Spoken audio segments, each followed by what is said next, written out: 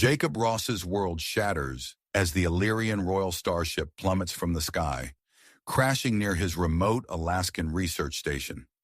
The 32-year-old scientist rushes to the wreckage, heart pounding, unprepared for the alien princess he discovers inside. Zoe, critically injured and barely clinging to life, locks eyes with Jacob. In that moment, he learns a truth that will reshape human-alien relations forever. The Illyrians require daily physical contact with humans to survive. Sirens blare in the distance as Jacob makes a split-second decision. He reaches out, touching Zoe's arm. Her skin tingles against his, an otherworldly energy pulsing between them. Zoe's breathing steadies, color returning to her alien features. Jacob's mind reels, grappling with the implications of this bizarre biological dependency. Miles above, aboard the damaged Illyrian ship, panic erupts. The royal family, trapped in orbit, watches helplessly as their princess lies in the arms of a human stranger. They scramble to establish communication with Earth governments, desperate to secure access to Jacob, now the lifeline for their entire species. Jacob carries Zoe into the research station, his colleagues staring in disbelief. As he tends to her injuries, a reluctant bond forms between human and alien. Zoe's eyes, filled with both fear and gratitude, silently plead for his continued aid. Jacob nods, committing himself to her survival, despite his reservations. News of the Illyrians' condition spreads like wildfire. Global panic ensues. Some view the aliens as a threat, fearing invasion or exploitation. Others see an unprecedented opportunity for interstellar alliance. The United Nations convenes an emergency session, diplomats arguing late into the night while military leaders quietly prepare for potential conflict. Back on the Illyrian ship, a sinister plot unfolds. Prince Zarok, Zoe's ambitious brother, paces the bridge. His eyes narrow, mind churning with schemes to eliminate his sister and seize control of Earth's resources. The other royal family members bicker and posture, each vying for power in this new paradigm. At the research station, Jacob and his team work tirelessly. They analyze Zoe's alien biology, uncovering the complex energy exchange that occurs at a cellular level during human contact. Jacob's fascination grows alongside his concern. He realizes the fate of two worlds now rests on his shoulders. Zoe regains strength, her royal training evident in her composure. She reveals to Jacob the true extent of her people's desperation. Her voice trembles as she speaks of a looming cosmic threat, one that could annihilate both Earth and the Illyrian homeworld. Jacob's heart races, torn between his growing feelings for Zoe, his duty to humanity, and the weight of this newfound interstellar responsibility. As dawn breaks, the distant thrum of helicopters fills the air. A joint military-scientific task force descends on the Alaskan station, their intentions unclear. Jacob stands at the window, Zoe's hand in his, facing an impossible choice. Protect the alien princess who now holds the key to humanity's survival? Or hand her over to authorities who may not understand the delicate balance of this new relationship? The helicopters land. Soldiers pour out. Jacob takes a deep breath, steeling himself for what comes next. The fate of two species hangs in the balance, and he alone must decide their future. Jacob's grip tightened on Zoe's hand as the soldiers poured from the helicopters. Time seemed to slow as his mind raced through possibilities. In that frozen moment, he made his choice. "This way," he whispered urgently, tugging Zoe towards a nondescript door at the far end of the lab. She stumbled, still weak from her ordeal, but followed without hesitation. The door led to a narrow stairwell, descending into darkness. Jacob fumbled for his key card, swiping it through a hidden reader. A soft click echoed in the confined space as a section of wall slid open, revealing a dimly lit tunnel. "Maintenance access," Jacob explained breathlessly as they hurried inside. "It runs beneath the entire facility." Above them, muffled shouts and the pounding of boots signaled the soldiers' entry into the research station. Jacob guided Zoe through the labyrinth of passages, his heart hammering in his chest. The princess's skin felt unnaturally cool against his palm, her breathing growing labored. "Zoe," Jacob asked, concern etching his features as she stumbled again. I need..." she gasped, her alien features contorting in pain. Understanding dawned on Jacob. Without hesitation, he scooped Zoe into his arms, her body pressed against his. The effect was immediate. Color returned to her face and her breathing steadied. The energy transfer, Jacob murmured. It's more than just touch, isn't it? The more contact, the stronger the effect. Zoe nodded weakly. I'm sorry. I should have explained sooner. As they continued through the tunnels, Zoe's strength gradually returned. She began to speak, her voice soft but filled with urgency. Jacob, there's so much you need to know. About my people, about the threat we all face. She told him of a cosmic anomaly, a tear in the fabric of space-time that threatened to consume both Earth and the Illyrian homeworld. It was this impending doom that had driven her people to seek out humanity, hoping for an alliance that might save them both. Jacob listened, his pupils dilating from the implications. But there was no time to process it all. The distant echo of voices spurred them onward. After what felt like hours, they emerged from a concealed hatch into the biting Alaskan air. Snow crunched beneath their feet as Jacob surveyed their surroundings. The research station was barely visible in the distance, a cluster of lights in the vast wilderness. We need to keep moving, Jacob said, adjusting his grip on Zoe. There's an emergency cache not far from here. We can resupply, then figure out our next move. As they trudged through the snow, the whir of helicopter blades filled the air. Jacob's heart sank as he spotted searchlights sweeping the terrain. He quickened his pace, ducking behind a rocky outcropping. There, he whispered, pointing to a small cabin nestled among the trees. That's our best chance. They approached cautiously. Jacob tensed as the door creaked open, revealing a grizzled man with a shotgun trained on them. Who the hell are you? The man growled. Please, Jacob said, his voice steady despite his fear. We need help. The man's eyes widened as they fell on Zoe. What in God's name? I'm Jacob Ross from the research station. This is a friend. We're in danger. Can we come inside? After a tense moment, the man lowered his weapon. Marcus Blackwood, he grunted. Get in before those choppers spot you. Once inside, Jacob gently set Zoe down on a worn couch. Marcus watched them warily, his curiosity warring with suspicion. You want to tell me what's going on? He asked. Before Jacob could answer, a burst of static from a ham radio in the corner caught their attention. A stern voice crackled through the speaker. This is Colonel Victor Hawthorne of the United States Army. We are searching for 2 individuals who have fled a government facility. 1 male, 1 non-human. They are to be considered dangerous. Any information leading to their capture will be rewarded. Marcus's eyebrows shot up. Non-human? You mean... Jacob nodded grimly. It's a long story, but please, we're not dangerous. We're trying to prevent a catastrophe. As Jacob began to explain, Zoe suddenly gasped, clutching her head.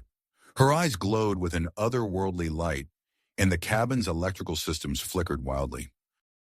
What's happening? Jacob asked, rushing to her side. My brother, Zoe whispered, her voice filled with dread. He's taken control of our ship. He's threatening your world. The gravity of their situation crashed down on Jacob. They were caught between Earth's military, Zoe's power-hungry brother, and a cosmic threat beyond imagination. And now, huddled in this remote cabin with a stranger, they had to find a way to save 2 worlds. A loud crash outside made them all jump. Marcus peered through a gap in the curtains, his face grim. We've got company, he growled, and they don't look like military. Jacob's mind raced. They were out of time, out of options. As the sound of approaching footsteps grew louder, he knew their next move would determine not just their fate, but the fate of 2 entire worlds. The sound of approaching footsteps grew louder, echoing through the cabin. Jacob's eyes darted between Zoe and Marcus, his mind racing for a solution. Suddenly, Marcus's face lit up with grit. Follow me, he whispered urgently, moving towards a worn rug in the corner of the room. With a swift motion, he pulled it aside, revealing a trapdoor. Down here, quickly. Jacob scooped Zoe into his arms, her alien form feeling surprisingly light despite her weakened state. They descended a narrow ladder into darkness, the musty smell of earth filling their nostrils. Marcus followed, pulling the trapdoor shut above them just as the cabin door burst open. The underground bunker was small but well-equipped. Dim emergency lights flickered to life, revealing shelves stocked with supplies and basic medical equipment. Jacob gently laid Zoe on a cot in the corner, maintaining skin contact to stabilize her condition. "What is this place?" Jacob asked, his voice barely above a whisper. Marcus moved to a bank of monitors, his fingers flying across a keyboard. "My insurance policy," he grunted. "Call it paranoia if you want, but it's paying off now." The screens came to life, showing multiple angles of the cabin and surrounding area. Colonel Hawthorne's task force swarmed the property, their movements precise and methodical. Jacob watched in tense silence as they searched every inch of the cabin, oblivious to the hidden bunker beneath their feet. Zoe stirred on the cot, her eyes fluttering open. "Jacob," she murmured, her voice weak but urgent, "there's so much more you need to know." He leaned in closer, his hand enveloping hers. "I'm listening." Zoe's words came in a rush, as if she feared time was running out. She spoke of an ancient, planet-consuming entity known as the Devourers, a cosmic threat that had already laid waste to several civilizations in nearby star systems. The Illyrians, she explained, had come to Earth not just out of desperation for human contact, but to warn humanity and seek an alliance against this impending doom. As Zoe talked, Jacob felt a strange tingling sensation spreading from where their skin touched. He dismissed it as nerves, focusing instead on the gravity of her words. Suddenly, Marcus cursed under his breath. "We've got more company here," he growled, gesturing to one of the screens. Jacob's eyes widened as he saw sleek, otherworldly ships descending from the sky. Illyrian shock troops poured out, engaging the human military forces in a series of fierce skirmishes. "My brother," Zoe whispered, her face contorted with a mix of pain and anger. "He's made his move." The bunker's communication equipment crackled to life, intercepting transmissions from around the globe. Reports of alien attacks flooded in, along with panicked discussions of retaliatory measures. The United Nations was convening an emergency session, with some leaders advocating for the use of nuclear weapons against the Illyrian ships. As chaos unfolded above them, a new signal cut through the chatter. It was faint and heavily encrypted, but Zoe's eyes lit up with recognition. "It's from my parents," she gasped, struggling to sit up. "They've managed to send a message." Jacob helped her to the console. Their bodies pressed close as she worked to decipher the transmission. Marcus kept watch on the monitors, his expression grim as he tracked the movement of both human and alien forces. The message, when finally decoded, contained vital information about a weakness in the Devourer's defenses and instructions for activating a powerful ancient weapon. This weapon, hidden on Earth millennia ago by Illyrian ancestors, could be their only hope against the cosmic threat. "We need to find it," Jacob said, his mind racing with possibilities. "But how? We're trapped down here, and even if we weren't, we don't have the technology to locate something like that." Zoe's grip on his hand tightened. "There might be a way," she said slowly, "but it's dangerous, and we'd have to leave the safety of this bunker." Marcus turned from the monitors, his eyebrow raised. "What did you have in mind?" As Zoe outlined her plan, Jacob became acutely aware of the changes happening within his own body. The tingling sensation had intensified, and he felt stronger, more alert. When he accidentally knocked over a stack of supplies, his reflexes were unnaturally quick, catching them before they hit the ground. Zoe noticed his surprise. "It's the prolonged contact," she explained softly. "You're developing some Illyrian traits. It's unprecedented, but given our situation..." Their eyes met, an unspoken understanding passing between them. Whatever was happening, whatever challenges lay ahead, they were in this together. Marcus cleared his throat, breaking the moment. "If we're going to do this, we need to move now. The search patterns are shifting, and we might have a window." Jacob nodded, helping Zoe to her feet. As they prepared to leave the bunker, he caught a glimpse of their reflection in a darkened screen. For a moment, their bodies seemed to glow with a soft, otherworldly light. With a deep breath, Jacob squared his shoulders. "Let's go save the world," he said, reaching for the ladder that would take them back to the surface and into a night filled with danger and possibility. Uncertainty. As Jacob reached for the ladder, a sudden tremor shook the bunker, sending dust cascading from the ceiling. Now or never, Marcus growled, leading the way up.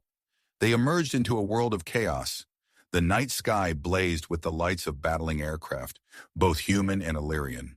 Explosions lit up the horizon, and the air crackled with energy discharges. Jacob helped Zoe out of the bunker, his arm around her waist. The moment they touched, he felt a surge of energy course through him, momentarily dulling the bite of the frigid air. "We need to move," Marcus urged, his eyes scanning the tree line. "The facility isn't far, but we'll have to be careful." They set off into the dense Alaskan forest, Marcus leading the way with the practiced ease of someone intimately familiar with the terrain. Jacob supported Zoe, who leaned heavily against him as they navigated the uneven ground. As they pushed deeper into the wilderness, Zoe's steps began to falter. Her breathing grew labored, and her skin took on a pale, almost translucent quality. "Zoe?" Jacob whispered, concern etching his features.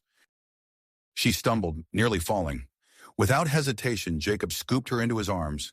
The effect was immediate and startling. Energy surged through him, his muscles seeming to swell and strengthen. Zoe's color improved, her breathing steadied. What's happening?" Jacob asked, marveling at the changes he felt in his body. Zoe's eyes widened as she took in his appearance. "Your skin, it's changing." Marcus glanced back, his eyebrows rising. "Well, I'll be damned. You're starting to look a bit like her." Jacob caught his reflection in a frozen puddle as they passed. His skin had taken on a subtle, iridescent sheen, reminiscent of Zoe's alien complexion. He flexed his arms, surprised at how easily he carried Zoe's weight. "It's the prolonged contact," Zoe explained softly. "Your body is adapting, taking on some Illyrian traits. I've never seen it happen so quickly before." They pressed on through the night, Jacob's newfound stamina allowing them to maintain a grueling pace. The sounds of battle grew more distant, but the eerie glow of energy weapons still lit up the sky at irregular intervals. As dawn broke, they crested a hill and paused to catch their breath. In the valley below, partially hidden by the morning mist, stood a cluster of nondescript buildings surrounded by a high fence. "That's it," Marcus said, pointing. "The secret government facility. But getting in won't be easy." Before they could formulate a plan, a whining sound filled the air. 5 sleek silver craft descended from the clouds, touching down in a clearing not far from their position. "Illyrian shock troops," Zoe gasped, her body tensing. A dozen figures emerged from the ships, their armor gleaming in the early morning light. At their head strode a tall, imposing figure with a shock of white hair. "Commander Vex," Zoe whispered, her voice filled with dread. "My brother's most loyal servant." The Illyrians began to fan out, clearly searching the area. Jacob's mind raced, looking for a way out of their predicament. Marcus's face set in fierce dedication. "I've got an idea," he said, reaching into his pack, "but you're not going to like it." He pulled out a small device, its surface covered in blinking lights. "It's a signal jammer I acquired. If we can get close enough, we might be able to disrupt their communications and weapons." Jacob nodded, setting Zoe gently on her feet but maintaining skin contact. "Let's do it." They crept through the underbrush, using every scrap of cover available.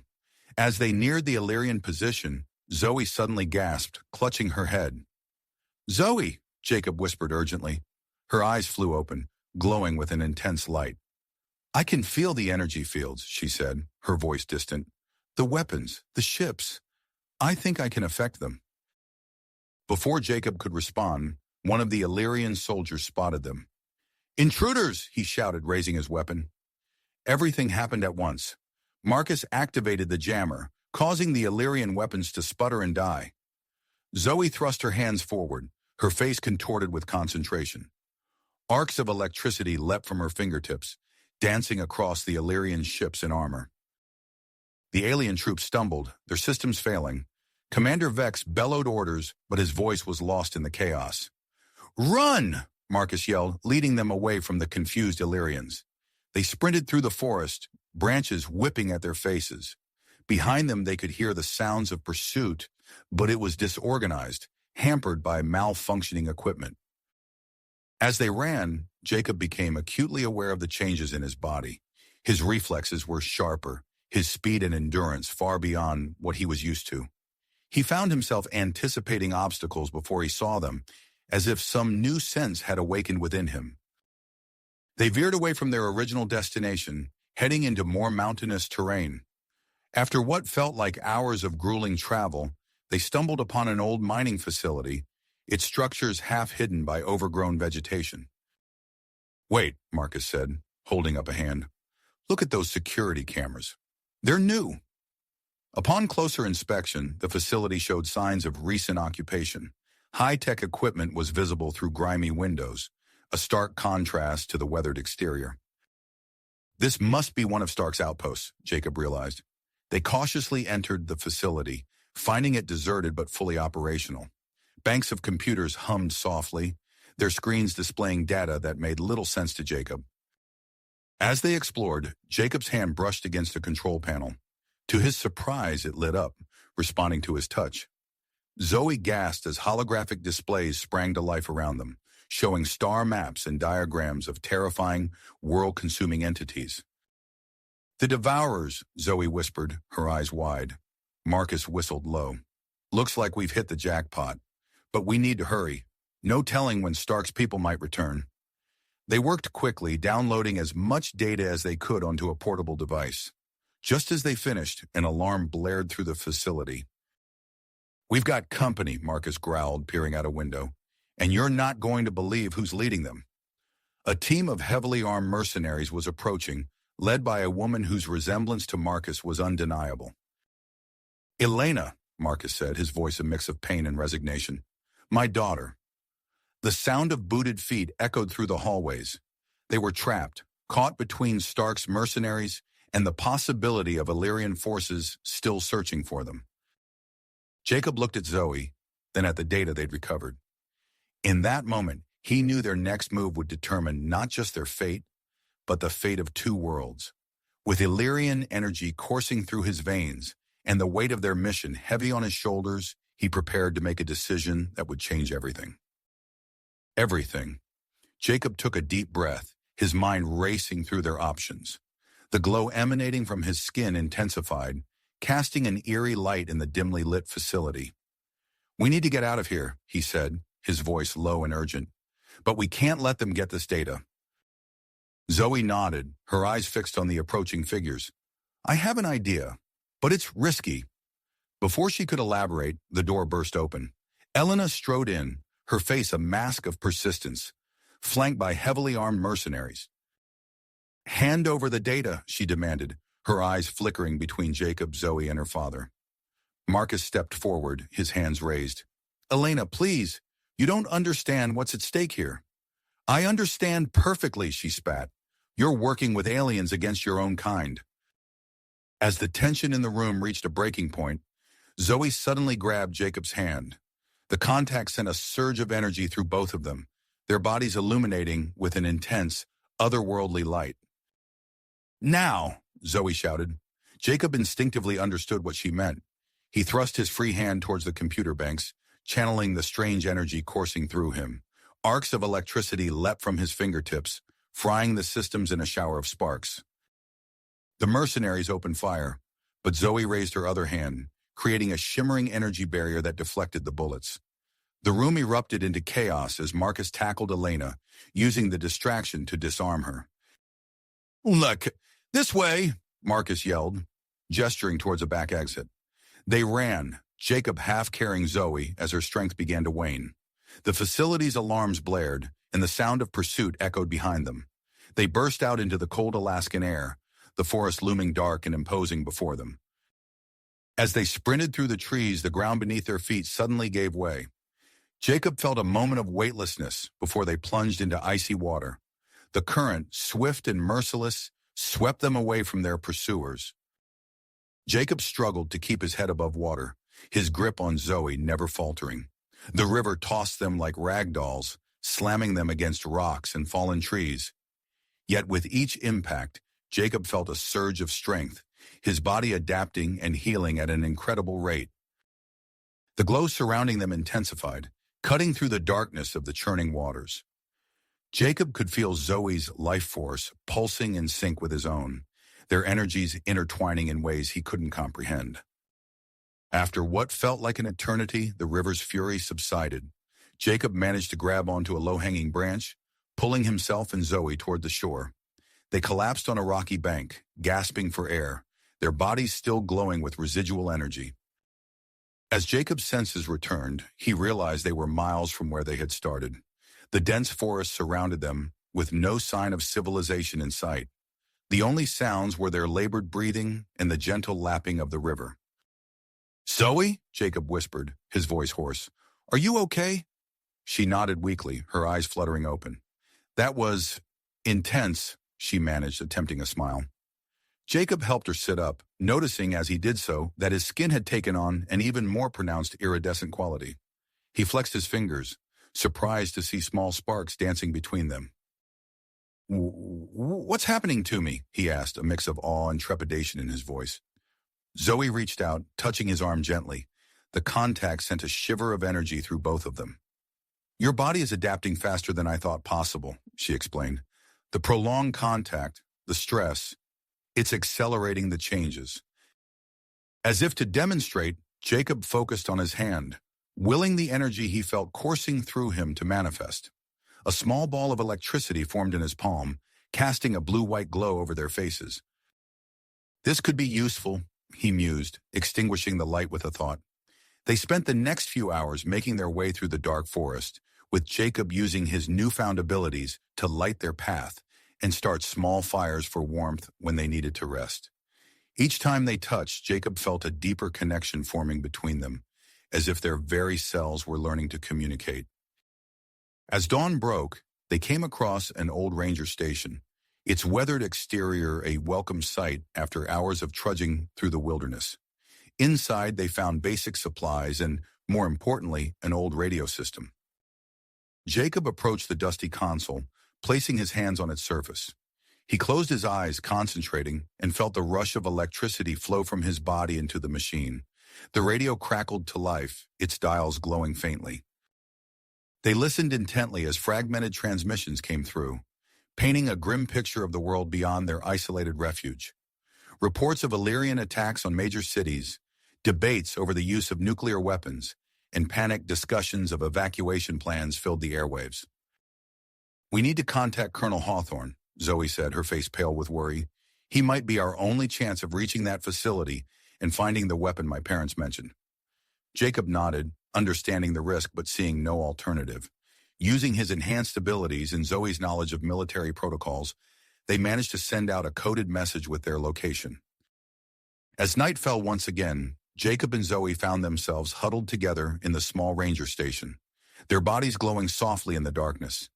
The intimacy of their situation, the constant need for physical contact, had created a bond between them that transcended the physical. "Jacob," Zoe whispered, her eyes meeting his, "I've never experienced anything like this. It's as if I can feel what you're feeling." He nodded, understanding completely. "I know. It's like we're—" Before he could finish, the world around them erupted into chaos. The night sky lit up with weapons fire, and the ground shook with explosions. Through the station's grimy windows, they could see three distinct groups converging on their location. Colonel Hawthorne's task force, Stark's mercenaries, and a third group that moved with an otherworldly grace. "Illyrians," Zoe gasped, recognizing the last group. "We're surrounded."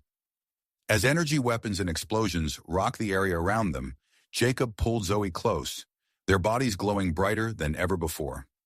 In that moment of connection, he felt a surge of power unlike anything he had experienced. "Whatever happens," he said, his voice steady despite the chaos, "we face it together." With that, they stepped out into the night, ready to confront whatever fate awaited them in the midst of this three-way battle. The forest around them burned, the air filled with smoke, and the acrid smell of energy weapons.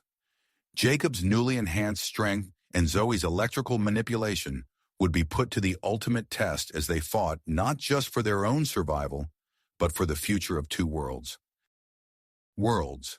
Jacob's skin pulsed with an otherworldly glow as he and Zoe stepped out of the ranger station and into the chaos of the night.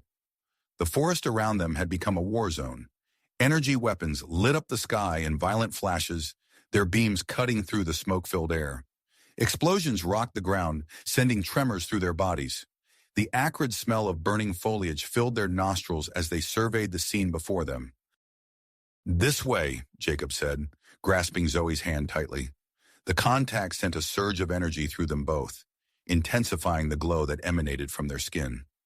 They dashed into the burning woods, Jacob's enhanced strength allowing him to clear a path through fallen branches and smoldering debris. Zoe kept close behind, her free hand raised, ready to deflect any stray energy blast that came their way. As they ran, Jacob could feel his body changing, adapting to the extreme conditions. His muscles seemed to grow stronger with each step, his senses sharper.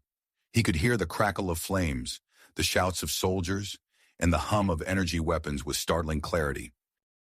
A stray blast from an Illyrian weapon arced towards them. Without thinking, Zoe thrust out her hand, her face contorted in concentration.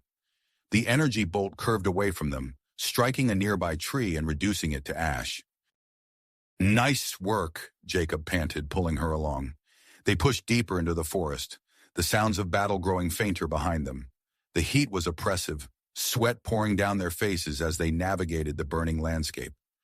Jacob's newfound strength was put to the test as he lifted fallen trees and cleared their path. Suddenly, the ground beneath their feet gave way. Jacob barely had time to tighten his grip on Zoe before they plummeted into darkness. They tumbled down a steep incline, finally coming to rest on a cold, hard surface. Groaning, Jacob pushed himself up, his body casting a soft glow in the pitch-black space. "Zoe, are you all right?" "I'm okay," she replied, her voice echoing slightly. "Where are we?" Jacob's eyes adjusted to the darkness, taking in their surroundings. They were in some sort of underground chamber, its walls lined with rusted metal panels. Ancient-looking computer consoles sat silent along one wall, covered in a thick layer of dust. "I think we've stumbled into an old bunker," he said, helping Zoe to her feet. "Cold War era, maybe?" Zoe nodded, her eyes widening as she took in the sight of Jacob. "Your transformation. It's accelerating." Jacob looked down at his hands, noticing the intensified glow and the way small arcs of electricity danced between his fingers. He felt different, more powerful, yet somehow still in control. "We need to find a way out of here," Zoe said, her voice tinged with urgency. "The others will be looking for us." Jacob approached one of the old computer consoles, placing his hands on its surface. He closed his eyes, concentrating, and felt the familiar rush of electricity flowing from his body into the machine. The console hummed to life, its screen flickering with static before displaying lines of green text. "It's working," he said, surprised. "Let's see if we can figure out where we are and what's going on out there." As Jacob interfaced with the old systems, Zoe explored the bunker. She found a hidden compartment behind a false wall, extracting a stack of yellow documents and a strange crystalline object. "Jacob, look at this," she called, her voice filled with awe. He turned, his eyes widening at the sight of the alien artifact in Zoe's hands. As she approached, the crystal began to glow, responding to their combined energy signature. Suddenly, a holographic star map filled the room, showing the past trajectory of the Devourers and their predicted future targets. "This is incredible," Jacob breathed, reaching out to touch the hologram. As his fingers passed through the light, he felt a strange tingling sensation, as if the map was more than just an image. Their moment of wonder was interrupted by the sound of static from the computer console. Jacob rushed back, his hands flying over the controls as he intercepted encrypted military transmissions. His face paled as he deciphered the messages. "Zoe, we have a problem. The United Nations. They're preparing for a coordinated nuclear strike against the Illyrian ships in orbit. We have less than 24 hours to stop it." Zoe's eyes widened in horror. "If that happens, it'll trigger an all-out war. We have to get this information to someone who can stop it." Jacob nodded, his mind racing. "But how? We're trapped down here, and even if we could get out, we're surrounded by 3 different groups all trying to capture us." As if in response to his words, the bunker shook with a distant explosion. Dust rained down from the ceiling, and the lights flickered ominously. Zoe stumbled, her face suddenly pale. Jacob caught her, pulling her close. The moment their skin made contact, he felt a surge of energy course through him. Zoe's breathing steadied, color returning to her cheeks. "Your condition," Jacob said, realization dawning. "You need this contact to stabilize, don't you?" Zoe nodded weakly. "The stress of everything. It's taking its toll. I don't know how much longer I can—" Her words trailed off as Jacob pulled her closer, their bodies pressing together. The glow surrounding them intensified, pulsing with an otherworldly rhythm. Jacob felt a connection forming between them that went beyond the physical, as if their very essence were intertwining. As their energies merged, the alien artifact pulsed in sync with them. The holographic star map expanded, filling the bunker with swirling galaxies and pulsating energy patterns. The old computer systems surged with power, screens flickering to life with a cascade of data. In that moment of connection, Jacob and Zoe both knew what they had to do. They couldn't stay hidden in this bunker, not with the fate of two worlds hanging in the balance. Despite the danger, despite the forces arrayed against them, they had to find a way to stop the impending nuclear strike and reveal the truth about the Illyrians and the Devourers. Their bodies still glowing and intimately entwined, Jacob and Zoe moved towards the bunker's exit. Jacob clutched the alien artifact in one hand, while Zoe held the classified documents. As they prepared to face the inferno and the converging forces outside, they knew that time was running out. The next few hours would determine not just their fate, but the future of humanity and the Illyrians. With a shared look of willpower, they pushed open the bunker door, ready to confront whatever challenges awaited them in the burning world above. Above, as the heavy metal door swung open, a wall of heat slammed into them, momentarily stealing their breath. The forest before them was an inferno. Trees transformed into towering torches that lit up the night sky. Jacob instinctively pulled Zoe closer, his enhanced physiology allowing him to withstand the intense heat. His skin glowed brighter, creating a protective aura around them both.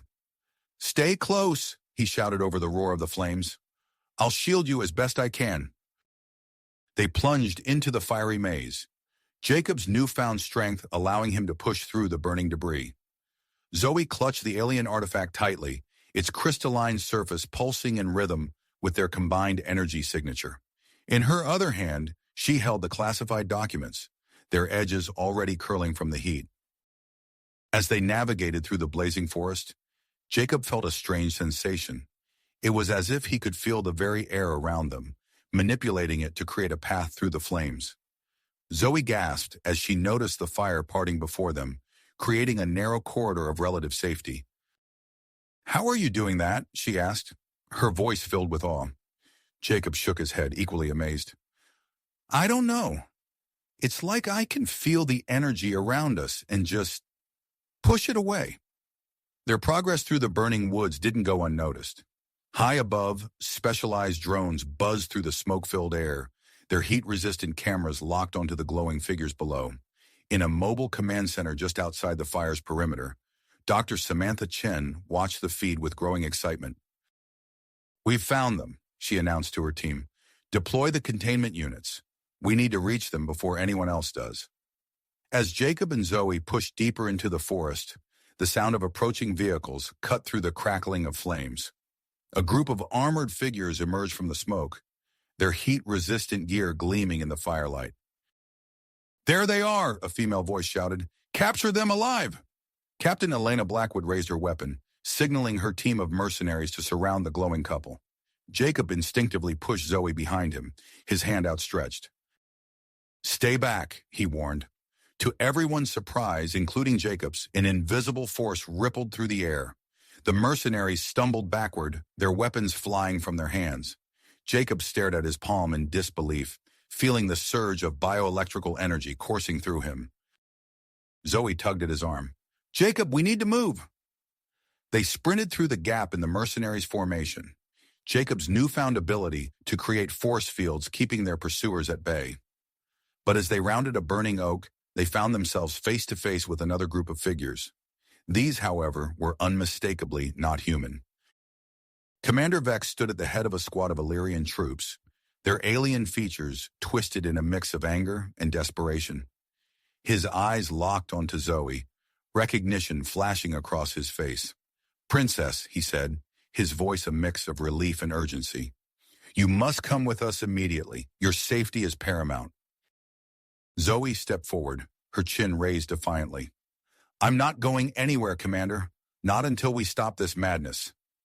Vex's expression hardened. "I'm afraid I must insist." As the Illyrians raised their energy weapons, Zoe thrust out her hands. Arcs of electricity leapt from her fingers, connecting with the alien technology. The weapons sparked and fizzled, rendered useless in an instant. The effort, however, drained Zoe considerably. She sagged against Jacob, who held her tightly, feeling the energy flowing between them stabilize her condition. The standoff was interrupted by the sound of helicopters. Searchlights cut through the smoke as Colonel Hawthorne's task force arrived on the scene. The colonel's voice boomed through a loudspeaker. "This is Colonel Hawthorne. All combatants, stand down immediately." In the chaos that followed, with three factions converging on their position, Jacob and Zoe found themselves at the center of a bizarre ceasefire. Each group seemed unsure of how to proceed, their weapons trained on each other as much as on the glowing couple. It was in this moment of confusion that Dr. Chen made her move. A sleek, armored vehicle burst through the burning undergrowth, its exterior designed to withstand the intense heat. The side door slid open, revealing the scientist and her team. "Jacob, Zoe," Chen called out. "We can help you. Come with us if you want to stop the nuclear strike." Jacob and Zoe exchanged a quick glance, a silent communication passing between them. With no other choice, they made a break for the vehicle. As they ran, the alien artifact in Zoe's hand began to pulse more intensely. Suddenly, it emitted a blinding flash of light, momentarily disorienting everyone in the vicinity. Taking advantage of the confusion, Jacob and Zoe leapt into Dr. Chen's mobile laboratory. The door slid shut behind them as the vehicle sped away, leaving the three warring factions in their wake. Inside the lab, Chen's team immediately began scanning the couple, their equipment humming with activity. The scientist herself approached Jacob and Zoe, her eyes wide with fascination. "The changes in your physiology are remarkable," she said, gesturing to a bank of monitors displaying their vital signs. "If you'll allow me to study your condition, I believe we can unlock the key to stopping both the nuclear strike and the Devourer threat." Before they could respond, the alien artifact in Zoe's hand suddenly activated fully. A holographic projection filled the interior of the vehicle, displaying a message left by ancient Illyrians. As the recording played, revealing the true purpose of the artifact and the nature of the weapon needed to combat the Devourers, Jacob and Zoe listened in stunned silence. The message concluded with a warning. The weapon can only be activated by a perfect fusion of human and Illyrian biology. Only through complete symbiosis can the power be unlocked and the Devourers defeated. As the hologram faded, Jacob and Zoe looked at each other, the implications of the message sinking in. Their unique bond, the inexplicable connection they'd been experiencing, suddenly took on new significance. Dr. Chen, her voice filled with awe-inspiring excitement, turned to the couple. "We need to run more tests immediately. If what that message says is true, the two of you may be the key to saving both our worlds." As the mobile laboratory sped through the night, leaving the burning forest behind, Jacob and Zoe sat side by side, their hands intertwined. The glow emanating from their bodies seemed to pulse in unison, growing stronger with each passing moment. Whatever challenges lay ahead, they would face them together, their deepening bond holding the potential to reshape the future of two civilizations. The mobile laboratory sped through the night, its advanced cloaking technology rendering it nearly invisible to the naked eye. Dr. Chen wasted no time in initiating her tests. As soon as the vehicle stabilized, she ushered Jacob and Zoe into a makeshift examination area, surrounded by an array of sophisticated medical equipment. "We need to understand the full extent of your transformations," she explained, her voice tinged with excitement and urgency. Every second counts. Jacob winced as Chen inserted a needle into his arm, drawing a sample of his glowing blood. Zoe watched, her fingers intertwined with his, providing comfort and stability. "Your cellular structure is remarkable," Chen muttered, peering into a microscope. "Jacob, your DNA is rapidly altering. It's almost as if—" "As if what?" Jacob asked, his voice tight with apprehension. Chen looked up, her eyes wide. "As if you're becoming Illyrian." The revelation hung in the air, its implications rippling through the cramped laboratory. Jacob stared at his hands, watching the faint glow pulse beneath his skin. Zoe squeezed his hand tighter. "We'll figure this out together," she whispered. As Chen continued her examination, the alien artifact in Zoe's possession suddenly sprang to life. It emitted a series of pulsating lights, projecting a complex, holographic display that filled the air around them. "What's happening?" Jacob asked, reaching out to touch the shimmering data.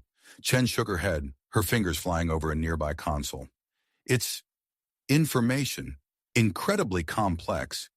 It looks like some kind of instructions, but the language, the symbols, I've never seen anything like it." As the team grappled with the sudden influx of data, an urgent transmission cut through the air. Colonel Hawthorne's gruff voice filled the lab. "Dr. Chen, do you copy? We have a situation." Chen activated the comm system. "Go ahead, Colonel." "The nuclear strike has been moved up. We have less than 6 hours before they launch. Whatever you're planning, you need to do it fast." The news sent a shockwave through the lab. Chen's team exchanged panicked glances, the weight of their responsibility suddenly feeling impossibly heavy. "Understood, Colonel," Chen replied, her voice steady despite the tension. "We're working on a solution. Stand by for updates." As she terminated the transmission, Chen turned to Jacob and Zoe, her expression grave. "We're running out of time. We need to decipher this data and find a way to stop both the nuclear strike and the Devourers." Jacob nodded, pulling Zoe closer. As their bodies made contact, the glow surrounding them intensified.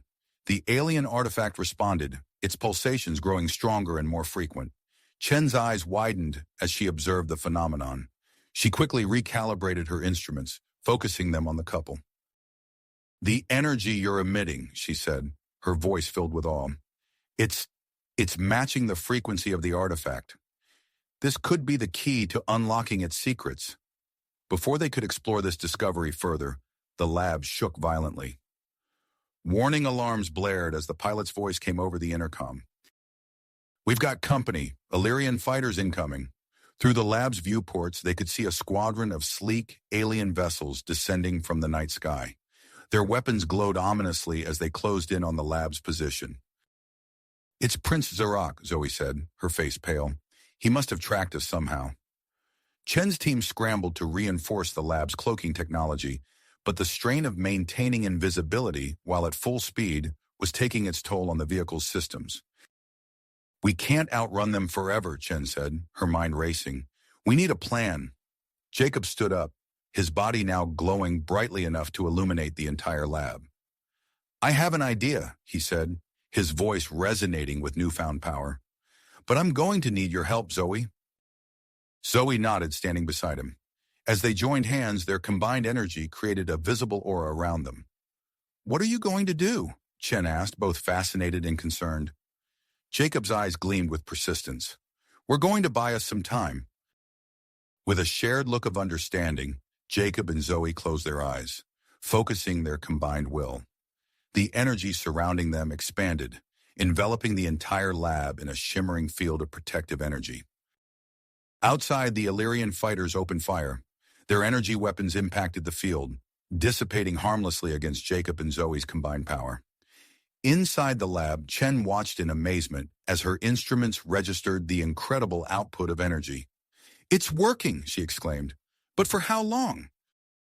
Jacob gritted his teeth, sweat beading on his forehead. "As long as we can hold it," he managed to say. Zoe, her face a mask of concentration, reached out with her mind. She could feel the Illyrian ships, their alien technology resonating with her own transformed biology. With a burst of effort, she sent out a pulse of disruptive energy. The pursuing fighters faltered, their systems momentarily scrambled by Zoe's attack. It bought them precious seconds, but the strain on both Jacob and Zoe was immense. As the couple's strength began to wane, the lab's systems suddenly came back online. The cloaking technology re-engaged, once again rendering them invisible to the Illyrian pursuers. Jacob and Zoe collapsed into each other's arms, utterly spent. Chen rushed to their side, her medical scanners already assessing their condition. "That was incredible," she said, administering a stabilizing injection to each of them. "But we can't risk another display like that. Your bodies are already under immense strain from the transformation." As Jacob and Zoe recovered, clinging to each other for support, a new transmission came through. The smooth, cultured voice of Elias Stark filled the lab.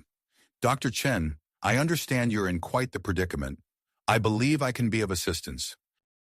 Chen's eyes narrowed. "What do you want, Stark?" "A fair exchange," the billionaire replied. "I can use my connections to delay the nuclear strike, buying you the time you desperately need. In return, I want access to your research, the alien artifact, and of course, our two special guests." Chen looked at Jacob and Zoe, then at the artifact still pulsing with unknown potential. She knew Stark couldn't be trusted, but they were rapidly running out of options. "Where do you propose we meet?" she asked, her voice tight with reluctance. "I have a private facility not far from your current position," Stark replied. "I'm sending you the coordinates now. Do hurry, Dr. Chen. Time is of the essence." As the transmission ended, Chen turned to her team. "Set a course for Stark's facility and triple-check our security protocols. We can't afford any surprises." The lab changed direction, now speeding towards an uncertain rendezvous with one of the most powerful and ambitious men on the planet. In the back of the vehicle, Jacob and Zoe huddled together, their bodies still faintly glowing as they tried to make sense of the alien data swirling through their minds. The fate of two worlds now rested on their shoulders, and the clock was ticking relentlessly towards a point of no return. As the Alaskan wilderness blurred past outside, they knew that their next moves would determine not just their own futures, but the survival of entire civilizations. As the Alaskan wilderness blurred past outside, they knew that their next moves would determine not just their own futures, but the survival of entire worlds. The mobile laboratory raced through the night, its advanced systems straining to maintain both speed and stealth. Inside, Dr. Chen's team worked feverishly, their eyes darting between the complex readouts of Jacob and Zoe's vitals and the pulsing alien artifact. As they neared Stark's facility, Jacob and Zoe sat huddled together, their bodies emitting an increasingly bright, pulsating light. The glow filled the lab, casting eerie shadows that danced across the walls. "The energy output is off the charts," one of Chen's assistants reported, his voice tight with a mix of awe and concern. Suddenly, the lab lurched violently. Alarms blared as the navigation systems flickered and died. "What's happening?" Chen demanded, rushing to the cockpit. The pilot's hands flew over the controls, his face etched with concentration. "The energy surge from our passengers is interfering with our nav systems. We've lost automated guidance." Chen's eyes sharp in grit. "I'll take over. Just get us to those coordinates." As Chen grasped the controls, guiding the unwieldy vehicle through the treacherous terrain, Jacob and Zoe clung to each other. Their minds raced, filled with fragmented images and alien symbols from the artifact. "Zoe," Jacob whispered, his voice strained, I think I'm starting to understand." Before she could respond, the lab came to a sudden stop. Through the viewports, they could see a vast, windowless structure looming before them. Armed guards in sleek black uniforms surrounded the entrance. Chen's voice came over the intercom. "We've arrived at Stark's facility. Everyone, prepare for disembarkation." As the lab's door slid open, they were greeted by the man himself. Elias Stark stood at the center of the security detail, his piercing blue eyes immediately locking onto Jacob and Zoe. "Welcome," Stark said, his voice smooth and controlled. "I see our guests are even more remarkable than I anticipated." Chen stepped forward, positioning herself between Stark and the glowing couple. "Mr. Stark, we appreciate your assistance, but time is of the essence. You mentioned delaying the nuclear strike?" Stark nodded, his gaze never leaving Jacob and Zoe. Indeed, I've convinced the UN to give us a 12-hour window, but I must insist on unrestricted access to your research and our luminous friends here if we're to make any real progress. Chen's eyes narrowed. We'll collaborate, Mr. Stark, but my team and I maintain control of our equipment and research protocols. A flicker of annoyance crossed Stark's face, but he quickly masked it with a practiced smile. Of course, Doctor. Now, shall we proceed to the lab? I believe you'll find our facilities quite impressive. As they made their way through the compound's stark white corridors, Jacob and Zoe's connection intensified. Their shared consciousness expanded, fragments of alien knowledge coalescing into coherent thoughts. Stark led them into a cavernous underground chamber filled with equipment that made Chen's mobile lab look primitive by comparison. Holographic displays flickered to life, showing real-time data on global military movements and extraterrestrial activity. Now, Stark began, turning to face the group, let's see what secrets our glowing friends can reveal. Before anyone could respond, the alien artifact in Zoe's possession suddenly erupted with energy. A blinding flash filled the room, accompanied by a high-pitched frequency that shattered nearby glass equipment. Jacob and Zoe's minds merged completely, their individual consciousness dissolving into a shared ocean of information.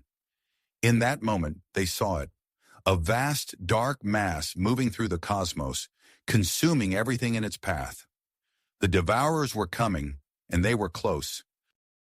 As the vision faded, Jacob and Zoe found themselves on the floor, gasping for air. Chen knelt beside them, her medical scanner whirring. What happened? Stark demanded, his composure slipping for the first time. Jacob looked up, his eyes wide with fear. The Devourers, they're almost here. We have days at most. The revelation sent shockwaves through the room. Chen's team exchanged panicked glances, while Stark's mind raced with the implications.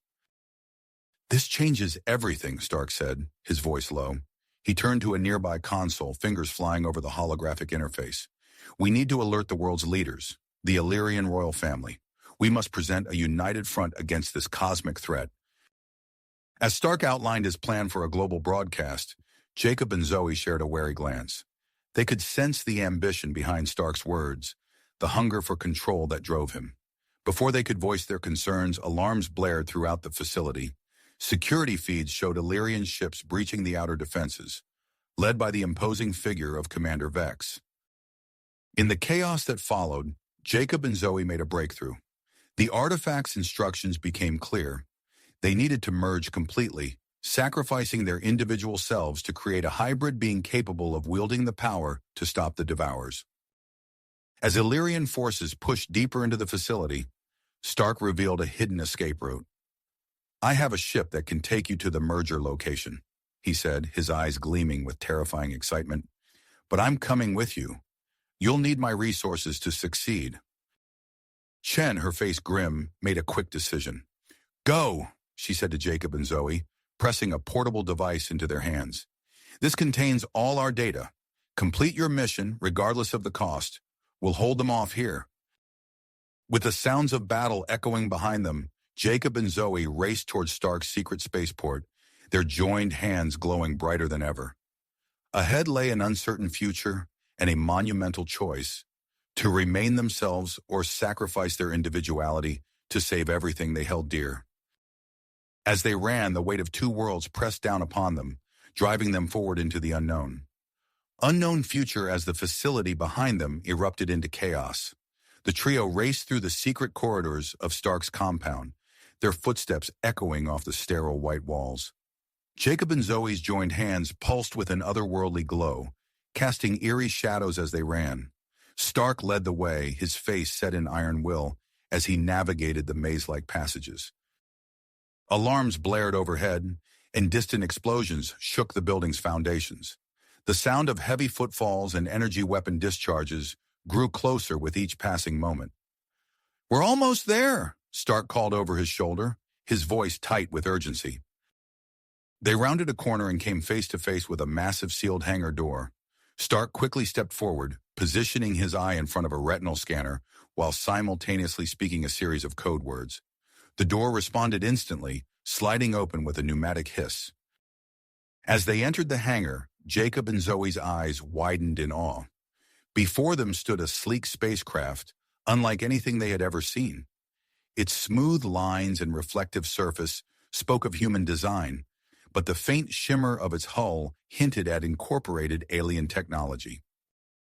"Behold the Starfire," Stark announced, a hint of pride breaking through his tense demeanor. "My company's crowning achievement, capable of both atmospheric and interstellar flight." They hurried aboard, with Stark taking the pilot's seat and immediately beginning the launch sequence.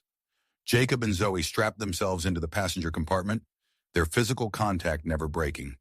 The ship's engines roared to life, vibrating through the entire vessel. Above them, the hangar roof retracted, revealing the star-studded Alaskan night sky. As the Starfire began to lift off, the hangar door burst open. Commander Vex led a group of Illyrian soldiers into the vast space, their energy weapons already raised. "Stop them!" Vex's voice boomed across the hangar. Energy bolts streaked through the air, most missing the rapidly ascending ship. One shot, however, found its mark, scoring a glancing hit on the Starfire's hull. The ship shuddered violently, but Stark maintained control, pushing the engines to full power. The Starfire shot upward, quickly accelerating beyond the reach of the Illyrian weapons. As they broke through Earth's atmosphere, the curvature of the planet became visible through the viewports. For a brief moment, Jacob and Zoe experienced a shared sense of wonder at the breathtaking sight of their home world. Their amazement was short-lived. Stark's voice cut through their reverie, tense and focused. "We've got company, Illyrian pursuit ships launching from the surface." The Starfire's engines pushed to speeds no human craft had previously achieved, the advanced technology allowing them to stay ahead of their technologically superior pursuers. Stark's hands danced over the controls, his piloting skills put to the ultimate test as he navigated through the growing field of debris in Earth's orbit. As they cleared the planet's gravitational well, Stark activated the faster-than-light drive. "Hold on tight," he warned. "This jump might be rough." The stars outside the viewport began to stretch into lines of light. However, just as they were about to enter FTL travel, warning klaxons blared throughout the ship. The damage sustained during their escape had caused a malfunction in the navigation system. "No, no, no!" Stark shouted frantically, working the controls. But it was too late. The Starfire veered off course, hurtling through space in an uncontrolled FTL jump. Inside the passenger compartment, Jacob and Zoe's connection intensified dramatically. Their bodies began to merge at a cellular level, individual features blurring as they started to form a single hybrid entity. Surges of energy emanated from their transforming form, interfering with the ship's already damaged systems. The chaotic flight came to an abrupt halt as the Starfire dropped out of FTL travel. Stark struggled to regain control of the ship, his face beaded with sweat as he scanned the unfamiliar star field before them. Where are we?" Jacob Zoe's voice asked, now a strange harmony of two tones. Before Stark could answer, a massive shape loomed into view through the forward viewport. An object the size of a small moon filled their vision, its surface a complex maze of geometric patterns and pulsating lights. Jacob Zoe, their merger now about halfway complete, suddenly gained a flash of shared insight. "It's an ancient Illyrian space station," they said in unison. "This is where we need to be." Stark's eyes gleamed with a mix of fear and opportunity. He began maneuvering the Starfire towards the space station, which seemed to react to their presence. Massive doors on the station's surface slid open, revealing a cavernous docking bay. As they entered the ancient structure, the doors closed behind them, sealing the Starfire inside. The station's internal systems, dormant for millennia, began to power up in response to Jacob Zoe's hybrid energy signature. Stark prepared to open the airlock, his face a mask of awe and calculation. Jacob Zoe, now more alien than human in appearance, struggled to maintain their individual consciousness as the merger progressed. The airlock cycled open, revealing the unknown depths of the ancient Illyrian station. The air crackled with energy, and distant machine sounds echoed through the vast structure. As they stepped out of the Starfire, Jacob Zoe knew that the final stage of their transformation was about to begin, forever altering the course of their lives and the fate of two worlds. With the Devourers approaching and the threat of both human and Illyrian forces looming, the trio ventured into the heart of the space station. The alien corridors stretched before them, filled with mysteries and challenges yet to be faced. As they stepped into the ancient Illyrian space station, Jacob, Zoe, and Stark were immediately bathed in a soft, pulsating light emanating from the walls. The dormant systems continued to awaken, responding to the unique energy signature of the partially merged couple. Stark's eyes widened with a mix of awe and opportunism. He reached into his pocket, retrieving a compact recording device. "This is incredible," he muttered, his gaze darting from one alien structure to another as he began documenting everything in sight. The trio moved deeper into the station, following a series of illuminated pathways that seemed to react to Jacob Zoe's presence. As they walked, the hybrid couple's merger progressed further, their individual features becoming increasingly indistinct. Their shared consciousness allowed them to navigate the labyrinthine corridors with an uncanny intuition, guided by an unseen force. Stark struggled to keep up with the rapidly changing Jacob-Zoe hybrid. He noticed sections of the station reconfiguring themselves as they passed. Walls shifted, creating new passageways, while ancient machinery hummed to life. The billionaire's excitement grew as he realized the potential power and knowledge contained within the station. "This technology, it's beyond anything we've ever seen," Stark said, his voice filled with barely suppressed excitement. "The applications, the possibilities." Jacob Zoe's voice, now a strange harmony of two tones, interrupted his musings. "We must focus on the task at hand, Stark. The Devourers are coming." They reached a vast circular chamber at the heart of the station. In the center stood a towering crystalline structure, pulsing with energy. Jacob Zoe, now more alien than human, was drawn towards the crystal. As they approached, tendrils of energy reached out from the crystal, enveloping their merged form. Stark watched in awe as the energy from the crystal accelerated Jacob and Zoe's transformation. Their bodies began to glow intensely, forcing Stark to shield his eyes. When the light subsided, a single being stood where Jacob and Zoe once were, a perfect fusion of human and Illyrian biology. The newly formed hybrid being, Jacob, turned to face Stark. Their appearance was otherworldly, with iridescent skin, multifaceted eyes, and a body that seemed to shimmer with nearly unleashed energy. When Jacob spoke, their voice was neither entirely male nor female. "The merger is complete," Jacob announced. "We now possess the knowledge to activate the ancient weapon against the Devourers." Before Jacob could elaborate further, the station's alarms blared to life. The external sensors had detected multiple ships approaching, a mix of human military vessels and Illyrian warships. Jacob's multifaceted eyes narrowed as they quickly assessed the situation through their enhanced connection to the station systems. "Both Earth's forces and Prince Xeroc's fleet have tracked us here. They pose a significant threat to the activation of the weapon." Stark, seeing an opportunity to position himself as a key player in the unfolding drama, stepped forward. "We need to negotiate with the incoming fleets," he suggested. "If we demonstrate the power of this ancient Illyrian technology, we might be able to force a ceasefire and unite both sides against the Devourers." Jacob regarded Stark warily, drawing on the combined memories and experiences of Jacob and Zoe. After a moment of consideration, they nodded. "Agreed, but with one condition. You must relinquish control of your global communication network to ensure the truth about the Devourers reaches everyone, unfiltered and unmanipulated." Stark hesitated, his face a mask of internal conflict. Finally, he nodded. "Very well, let's get to work."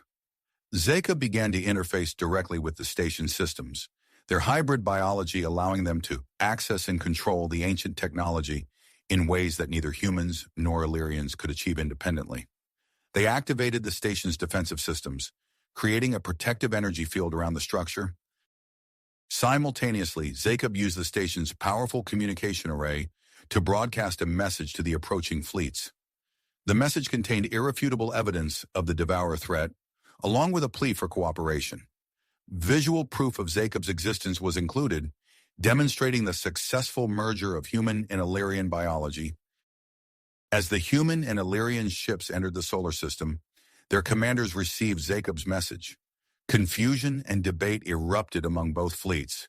Some ships broke formation, while others maintained their aggressive approach. Inside the station, Jacob began the complex process of activating the ancient weapon. The crystalline structure in the central chamber started to reconfigure itself, transforming into what appeared to be a massive energy cannon.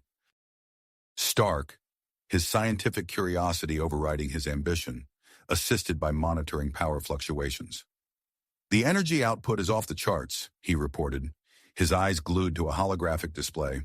"Whatever this weapon does, it's going to be spectacular." As the weapon powered up, the station's sensors detected a new threat. The Devourers, drawn by the energy signature of the activating weapon, had accelerated their approach.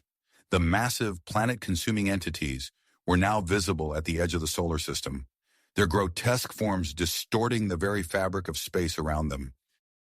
Jacob's multifaceted eyes widened as they processed the incoming data. "The Devourers have arrived sooner than anticipated.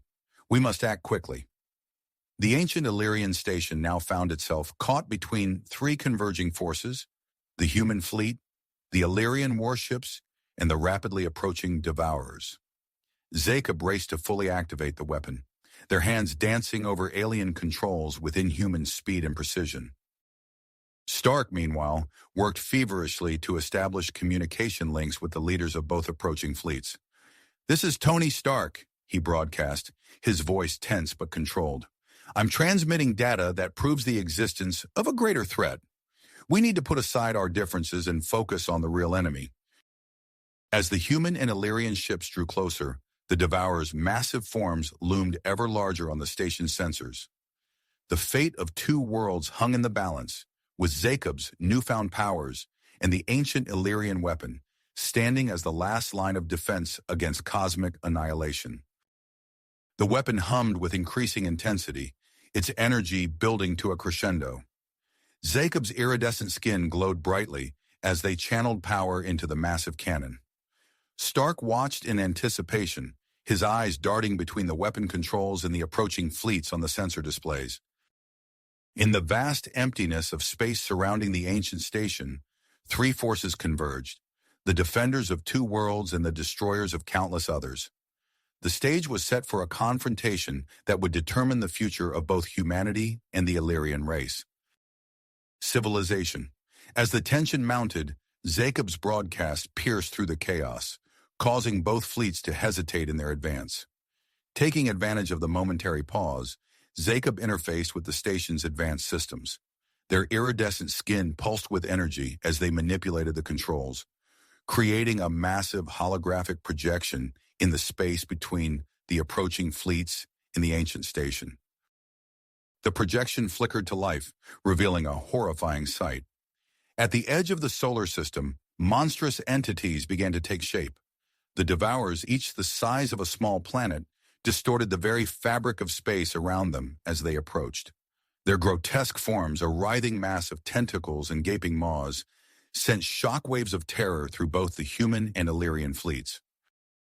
Inside the station, Stark's eyes widened as he witnessed the projection. "My God," he whispered, his face pale. "They're real. They're actually real." Jacob nodded grimly. "Now they will understand the true threat we face." The undeniable proof of the cosmic menace forced both human and Illyrian leaders to reconsider their priorities. On the bridge of the human flagship, Colonel Hawthorne's fists tight as he processed the information before him. After a moment of tense deliberation, he made his decision. "All ships, stand down," Hawthorne commanded over the fleet-wide channel. "Initiate communication with the station." Prince Zarak, leading the Illyrian forces, quickly followed suit. His voice, tinged with a mix of awe and dread, echoed through the Illyrian communication channels. "We must put aside our differences. The ancient enemy has returned." As the fleets halted their advance, Jacob refocused their attention on activating the weapon. The crystalline structure in the central chamber continued its transformation, its energy output increasing exponentially. Stark, monitoring the power fluctuations on a holographic display, noticed something unusual. "Jacob," he called out, his voice tense. "The weapon's activation is causing unexpected side effects throughout the station." As if in response to Stark's observation, ancient machinery sprang to life around them. Previously dormant sections of the structure began to reconfigure themselves, walls shifting and new passageways forming. The entire station hummed with awakening power. Zakob's multifaceted eyes widened as a surge of memories and knowledge flooded their consciousness. "The weapon," they said, their harmonious voice filled with wonder. "It's not just a defensive tool, it's a key to unlocking the full potential of this station." The structure began to vibrate, and hidden mechanisms activated with a series of loud clicks and whirs. Stark stumbled, grabbing onto a nearby console for support. "What's happening?" he shouted over the increasing noise. Zakob's iridescent skin glowed brightly as they interfaced more deeply with the station's systems. "The station itself is capable of movement through space," they explained. "We can position ourselves for optimal firing against the Devourers." Stark's mind raced with the strategic implications of this revelation. "If we can move the station, we can choose the best angle of attack," he said, his earlier fear giving way to excitement. "We might actually have a chance against those things." As Zakob prepared to transmit this new information to the waiting fleets, Stark's hand, still gripping the console for balance, accidentally activated an unknown system. A section of the station's interior suddenly began to reconfigure itself, revealing a hidden chamber. "What did you do?" Zakob asked, their tone a mix of curiosity and concern. Before Stark could respond, the newly revealed chamber came into full view.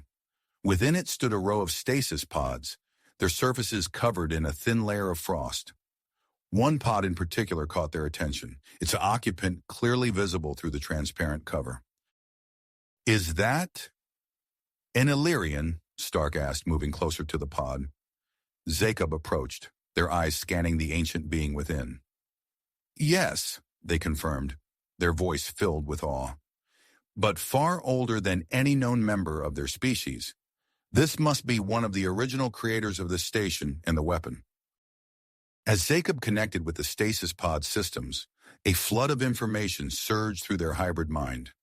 Ancient memories and knowledge mingled with their own, providing the final piece needed to fully activate and control the weapon.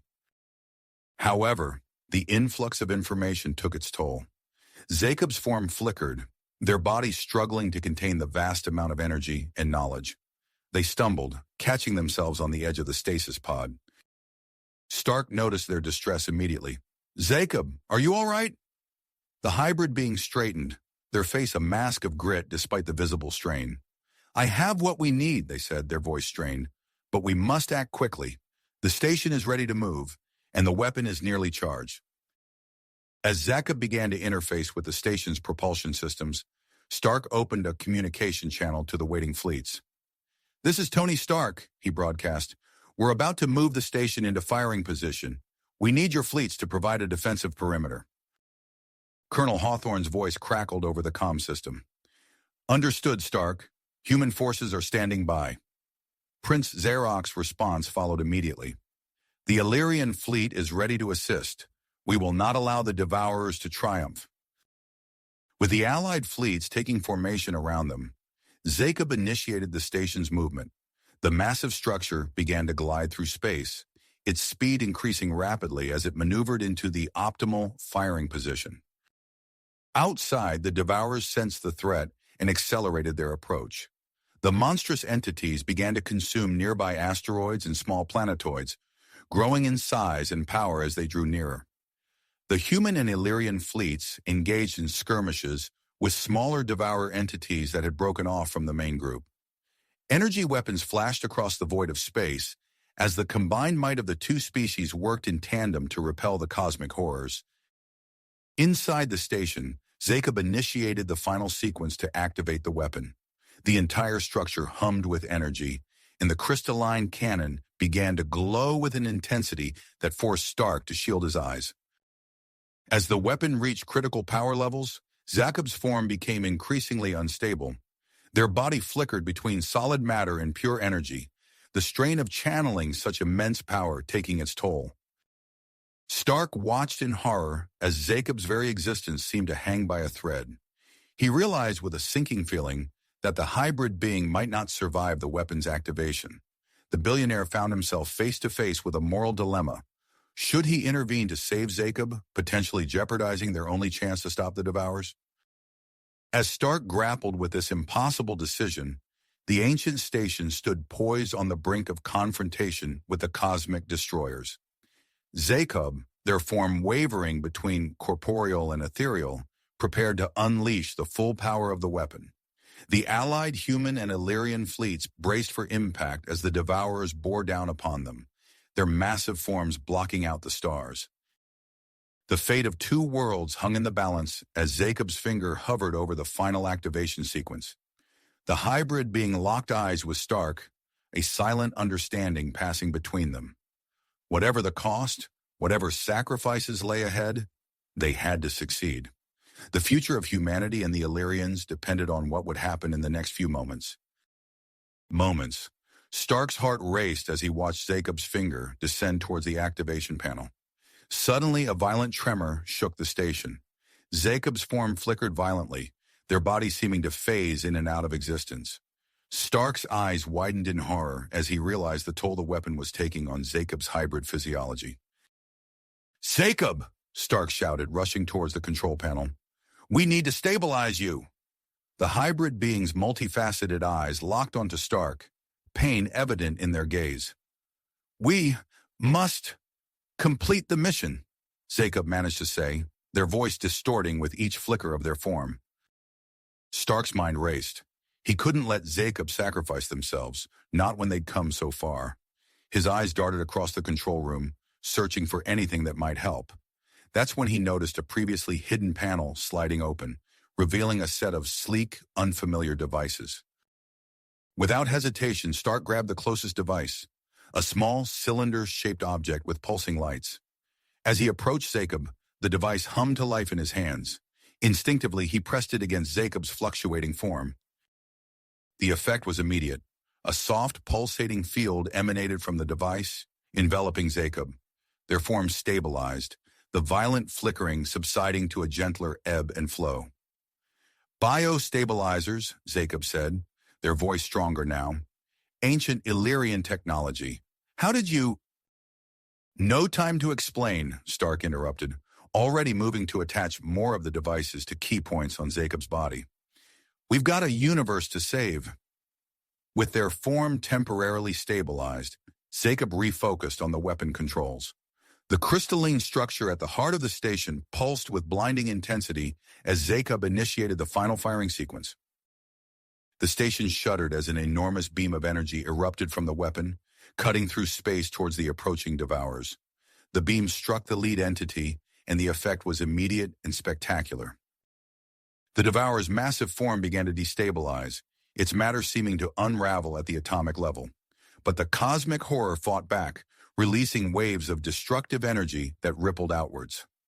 "Incoming transmission," Stark called out, his fingers flying over a nearby console. "It's Colonel Hawthorne." The colonel's voice crackled through the comm system. "Stark, we're seeing significant damage to the lead Devourer. What's the status on your end?" "The weapon is operational," Stark replied, his eyes fixed on Jacob's vital signs displayed on a holographic readout.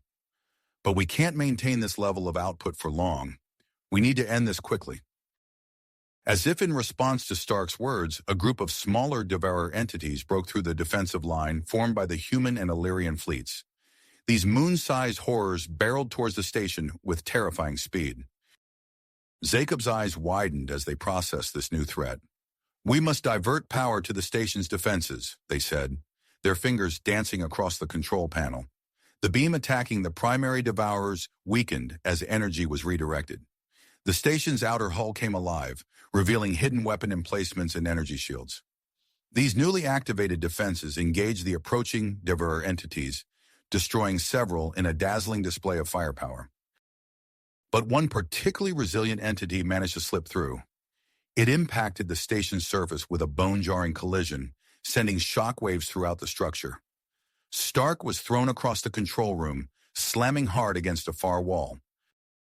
Alarms blared as systems throughout the station fluctuated. The main energy beam faltered, and Jacob's connection to the weapon was temporarily severed. In the void of space, the primary devourer entities began to regroup. They pushed back against the Allied fleet, their tentacle-like appendages lashing out and destroying several human and Illyrian ships. Stark struggled to his feet, ignoring the pain shooting through his body. He watched in horror as Jacob's form began to destabilize again, the biostabilizers struggling to maintain cohesion. "Jacob, don't!" Stark shouted as he saw the hybrid being reached for the weapon controls once more. But Jacob was beyond hearing. They reconnected with the weapon, channeling not just the station's power, but their own life force into the beam. The energy output surged, intensifying its effect on the devourers. The cost was immediately apparent. Jacob's form began to disintegrate, particles of their being scattering like stardust. Stark's mind raced. He couldn't let it end like this. His eyes fell on a flashing icon on the main console, an emergency protocol he hadn't noticed before. Without fully understanding what he was doing, Stark activated the protocol. A new holographic interface sprang to life, displaying a complex web of energy pathways. Stark realized with a start that this was a method to transfer consciousness into the station's mainframe. As Jacob's physical form continued to fade, Stark worked feverishly to initiate the transfer process. His fingers flew across the interface, guided by an intuition he didn't fully understand. Outside, the battle raged on. The Devourers were crumbling under the combined assault of Jacob's sacrifice, the ancient weapon, and the Allied fleet. But victory still hung in the balance. Stark's eyes darted between the transfer protocol and Jacob's fading form. Time seemed to slow as he raced against the clock, desperately trying to preserve some part of the being who had brought them this far. The fate of two worlds and the life of one extraordinary hybrid all hinged on what would happen in the next few moments. As Stark worked, the station shuddered under another assault, and the blinding beam of the weapon sliced through space toward the heart of the Devourer swarm. Threat. The energy coursed through the ancient weapon, a blinding lance of power that threatened to tear the station apart. In that crucial moment, Stark's fingers flew across the holographic interface, initiating the emergency protocol. The station's systems hummed to life, creating a complex web of energy pathways designed to capture and preserve consciousness. "Hold on, Jacob!" Stark shouted, his eyes darting between the transfer protocol and Jacob's rapidly fading form. "Just a few more seconds."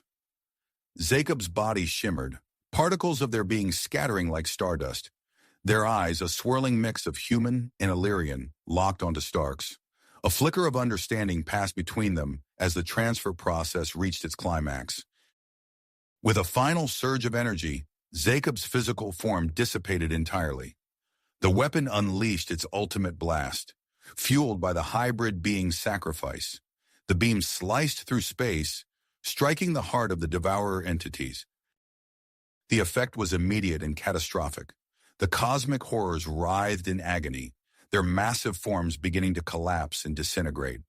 The combined might of the ancient weapon, Jacob's energy, and the Allied fleet proved too much for even these terrifying entities. Stark watched in awe as the Devourers crumbled, their matter scattering across the void. The final remnants of the invasion force blinked out of existence, leaving behind an eerie silence. For a moment, Stark stood motionless, his mind struggling to process the magnitude of what had just occurred. Then reality crashed back in. He turned to the console, frantically checking the status of the transfer protocol. "Jacob," he called out, his voice echoing in the now quiet control room. "Are you there?" A series of lights flickered across the station systems, creating patterns too complex for Stark to decipher. He realized with a start that Jacob's consciousness had been preserved, but it was fragmented, scattered throughout the station's vast network. Outside, the Allied human and Illyrian fleets regrouped around the damaged space station. Colonel Hawthorne's voice crackled over the comm system. "Stark, do you read? The Devourers are gone. I repeat, the Devourers are gone." Before Stark could respond, another voice joined the channel. "This is Prince Axarok of the Illyrian fleet.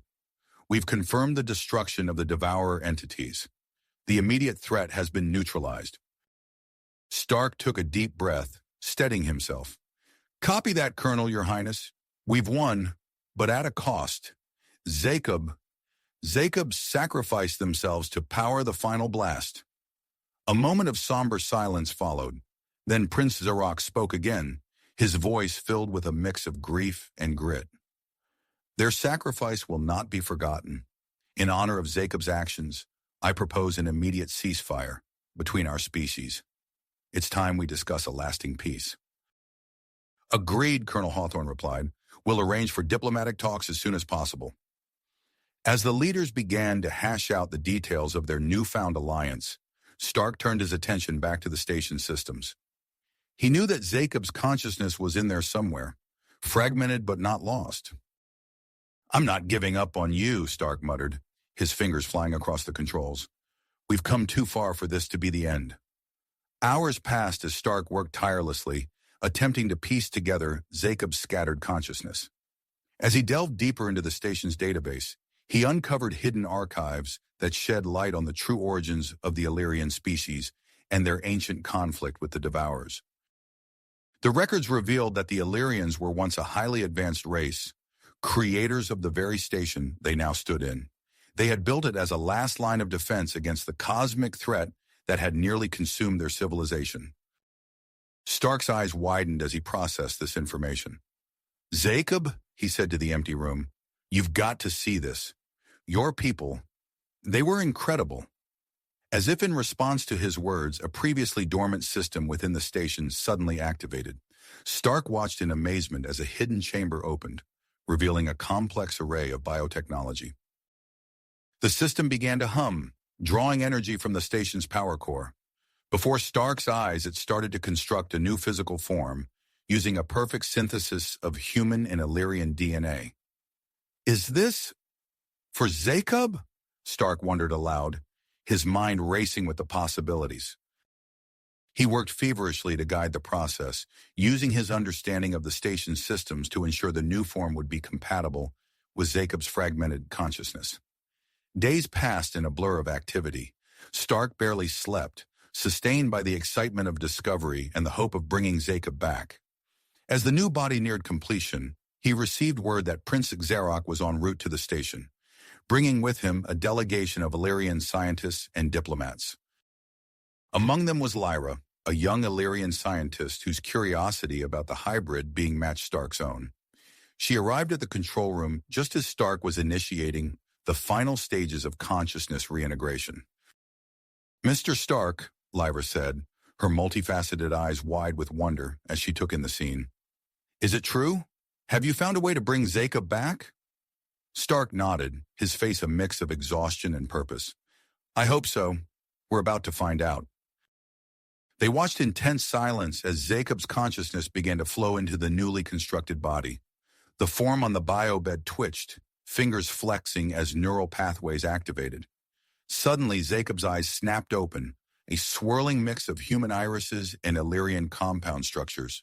They took a gasping breath, their new body arching off the bed. Easy, easy, Stark said, moving to Jacob's side. You're all right. You're safe. Jacob's gaze focused on Stark, recognition dawning in their eyes. Tony? They said, their voice a perfect blend of Jacob and Zoe's original tones. What happened? Before Stark could respond, alarms blared throughout the station. A hollow display sprang to life, showing a massive energy signature approaching from deep space. Stark's face paled as he realized the implications. It's not over, he said, looking from Jacob to Lyra. This was just the first wave. There are more Devourers coming, and they're bigger than anything we faced before. Jacob sat up, their new body moving with a fluid grace that belied its recent creation. Then we'll face them together, they said, willpower evident in their voice. But first, we need to unlock the full potential of the station. There's more to it than we've discovered. I can feel it. As Stark and Lyra exchanged worried glances, Jacob stood, ready to face this new threat. The station hummed around them, ancient systems awakening to the presence of a being that was both creator and creation. The next chapter of their battle against the cosmic horrors was about to begin, and this time they would be prepared. The station hummed with newfound energy as Jacob's consciousness fully integrated with its systems. Stark and Lyra exchanged a look of relief, but their moment of respite was short-lived. Alarms blared throughout the control room, startling the trio. A holographic display materialized, revealing a massive energy signature approaching from the depths of space. "No," Stark breathed, his face paling. "It can't be." Jacob's eyes, still swirling with a mix of human and Illyrian features, narrowed as they processed the data. "It is," they confirmed, their voice tinged with urgency. "This was just the first wave. More devourers are coming, and they're far larger than what we faced." Lyra's multifaceted eyes widened in shock. "We need to alert the others immediately," she said, her fingers flying across the nearest console to send out a distress signal. As if in response to their revelation, the station's systems surged to life. Hidden panels slid open, revealing advanced technology that had lain dormant for millennia. "There's more to this station than we've discovered," Jacob said, their hybrid physiology allowing them to interface with the newly revealed systems. "I can feel it. We need to unlock its full potential if we're going to stand a chance against this new threat." Stark nodded, his mind already racing with possibilities. "Lyra, we need to dig deeper into these systems. There has to be something here that can help us." As they worked, the station buzzed with activity. Human and Illyrian crews, once enemies, now moved in harmony, preparing for the looming threat. Prince Xeroc's voice echoed through the communication channels, coordinating with Colonel Hawthorne to mobilize their combined forces. Jacob's connection to the station grew stronger with each passing moment. They accessed previously locked sections of the database, uncovering crucial information. "I've found something," they announced, their voice filled with a mix of excitement and trepidation. "There are 5 other Illyrian outposts scattered across the galaxy. Each contains a piece of an ultimate weapon against the Devourers." Prince Xeroc's holographic form materialized in the control room. "We must secure these outposts," he declared, his regal bearing unchanged by the urgency of the situation. "I'll dispatch scout ships immediately to assess their condition and establish contact with any Illyrian remnants." As the prince coordinated the scout missions, Stark and Lyra made a breakthrough of their own. "The station has a powerful energy core," Lyra explained, her eyes gleaming with the thrill of discovery. "It's capable of drawing power from nearby stars." Stark's mind raced with the implications. If we can activate this core, we might have enough energy to transform the station into a massive starship. It could be our best chance against the Devourers. Jacob nodded, already interfacing with the newly discovered systems. "I'll begin the activation process," they said, their forms shimmering slightly as they connected more deeply with the station's core. As Jacob worked, Colonel Hawthorne's voice crackled over the comm system. "I'm coordinating with Earth's governments to prepare for potential consequences. We're evacuating non-essential personnel from the Allied fleet. Only critical crew members will remain to assist in the upcoming operation." The control room fell into a focused silence, broken only by the hum of machinery and the rapid-fire exchange of ideas between Stark and Lyra. Suddenly, Jacob's form stiffened, their eyes going blank as if seeing something beyond the confines of the station. "Jacob?" Stark called out, concern evident in his voice. "What's happening?" When Jacob spoke, their voice seemed to come from far away. "I see an ancient Illyrian artificial intelligence. It's dormant within the station's core. They call it the Guardian." Lyra gasped, her scientific curiosity piqued. "A dormant AI? Could it help us unlock the station's full potential?" Jacob's consciousness snapped back to the present. "Yes, but it requires a living host to fully function, a being capable of bridging the gap between organic life and artificial intelligence." Their gaze met Stark's, understanding passing between them. "It needs me." The implications hung heavy in the air. Prince Xerox, still present via hologram, spoke first. "The risk to your individuality is too great. We can't ask this of you, Jacob." Stark stepped forward, his face a mask of concern. "Your body has only just been reconstructed. The physical toll of such a merger could be catastrophic." Jacob stood firm, their tenacity evident in every line of their hybrid form. "We don't have a choice. The fate of 2 species, of the entire galaxy, hangs in the balance. I volunteer for this integration." As Jacob prepared for the merger, The station's long-range sensors lit up with activity. The massive energy signature of the approaching Devourer fleet dwarfed anything they had encountered before. Colonel Hawthorne's voice cut through the tension. Allied fleet, move into defensive positions. We need to buy time for the station's transformation. Zykob entered a specially designed chamber at the heart of the station, their form illuminated by pulsing energy. As the integration process began, Stark and Lyra worked feverishly to monitor the merger and manage the station's transformation. The structure around them began to shift and reconfigure. The outer hull morphed, revealing powerful engines and advanced weaponry. The newly activated energy core hummed to life, drawing power from a nearby star. As the transformation neared completion, the first wave of Devourer scout entities reached the outer edges of the solar system. The Allied fleet engaged, their weapons now augmented by technology channeled through the transforming station. In the heart of the station, now christened the Unity, Zycob's consciousness expanded, merging with the vast knowledge of the Guardian AI. Their hybrid forms shimmered with power as they gained control over the station's myriad systems. The Unity detached from its orbital position, its newly formed engines flaring to life. As the massive starship moved under its own power for the first time in millennia, Zykob established a direct telepathic link with the crews of the Allied ships. Through this connection, they coordinated a complex battle strategy, utilizing the full capabilities of both the transformed station and the supporting fleet. The Unity moved into position, its weapon systems coming online. The Allied human and Illyrian fleet formed up around it, presenting a united front against the cosmic threat. As the two forces drew closer, the fate of both species hung in the balance. Zykob's voice echoed through the minds of every crew member, human and Illyrian alike. "Stand ready," they commanded, their hybrid nature now a perfect synthesis of organic life and artificial intelligence. "We face our greatest challenge, but we face it together." The Unity's weapons charged, drawing power from the nearby star.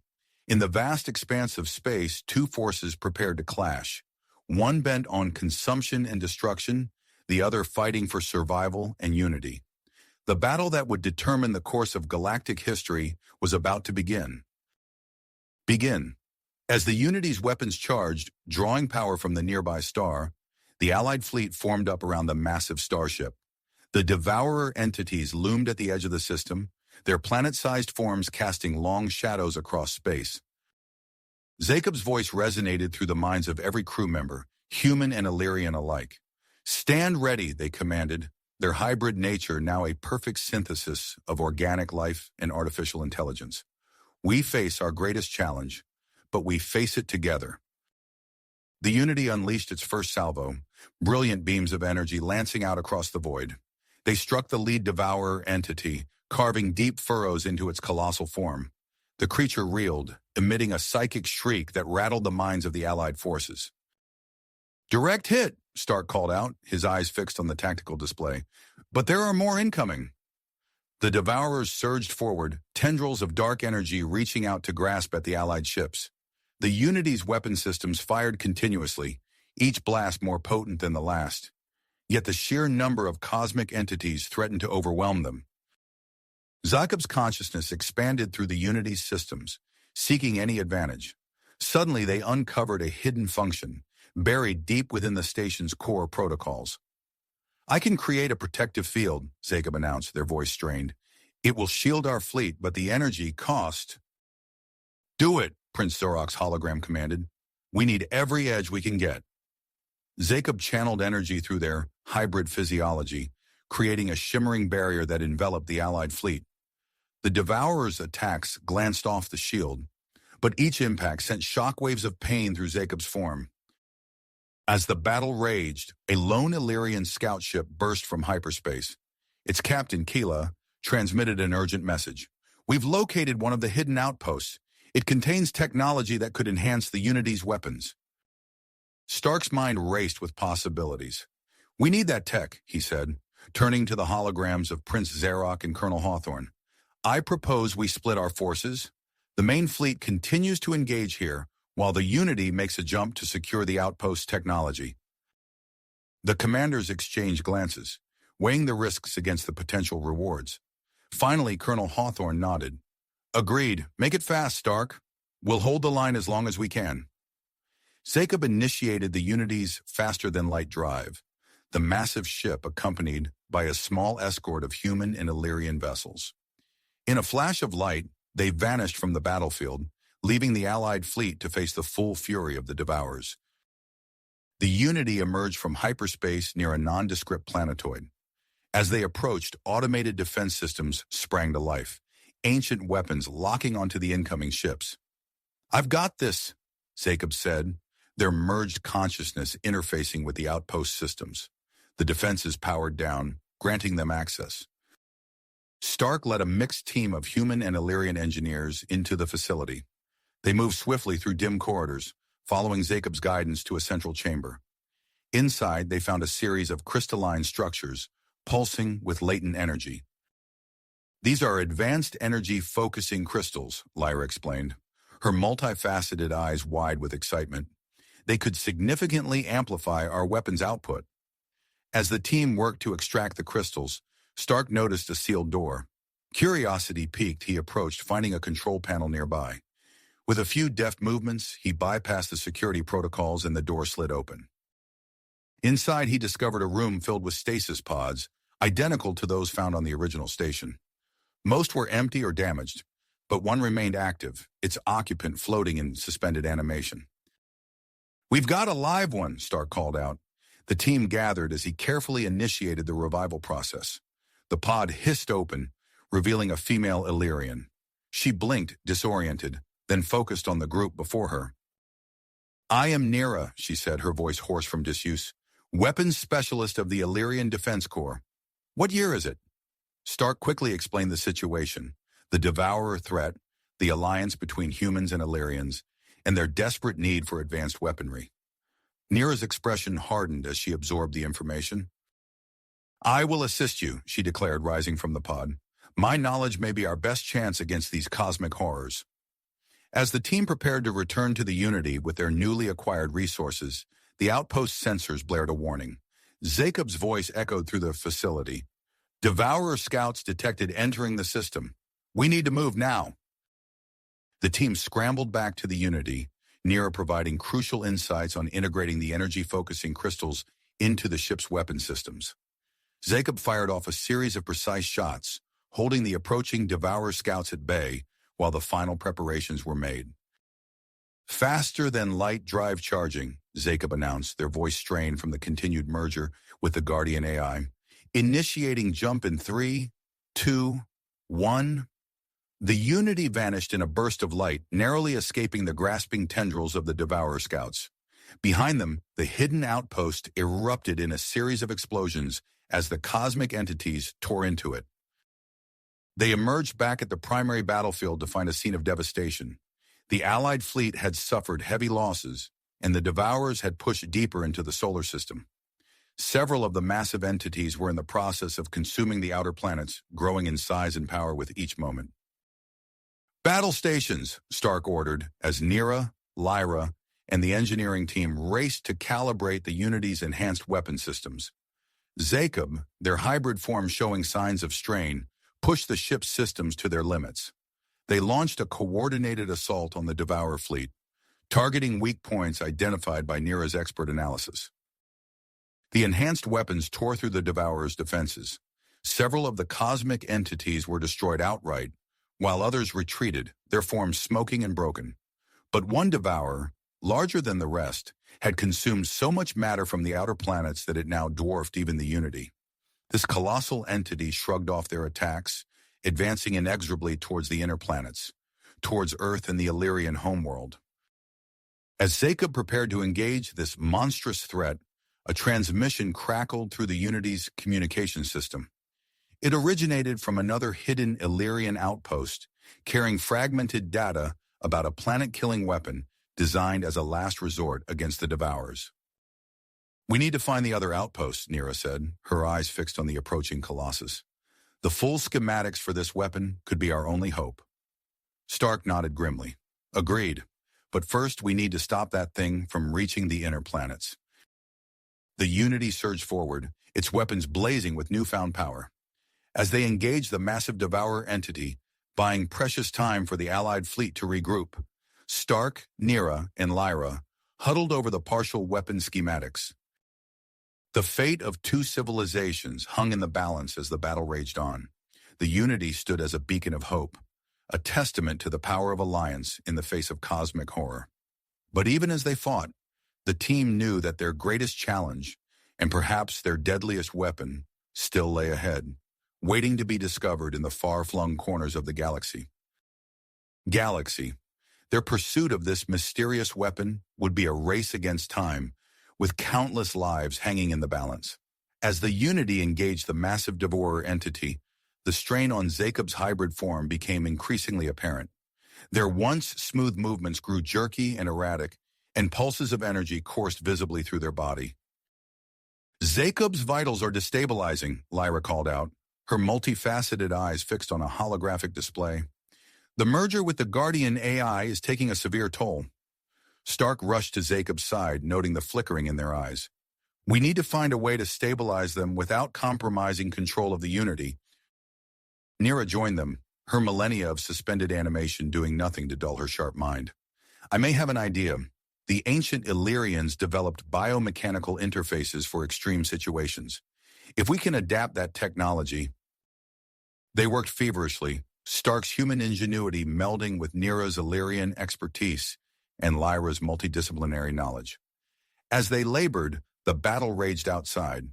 The Unity's enhanced weapons tore into the Devourer's massive form, but the creature seemed to regenerate almost as quickly as it was damaged. Jacob's voice, strained and distorted, echoed through the ship's systems.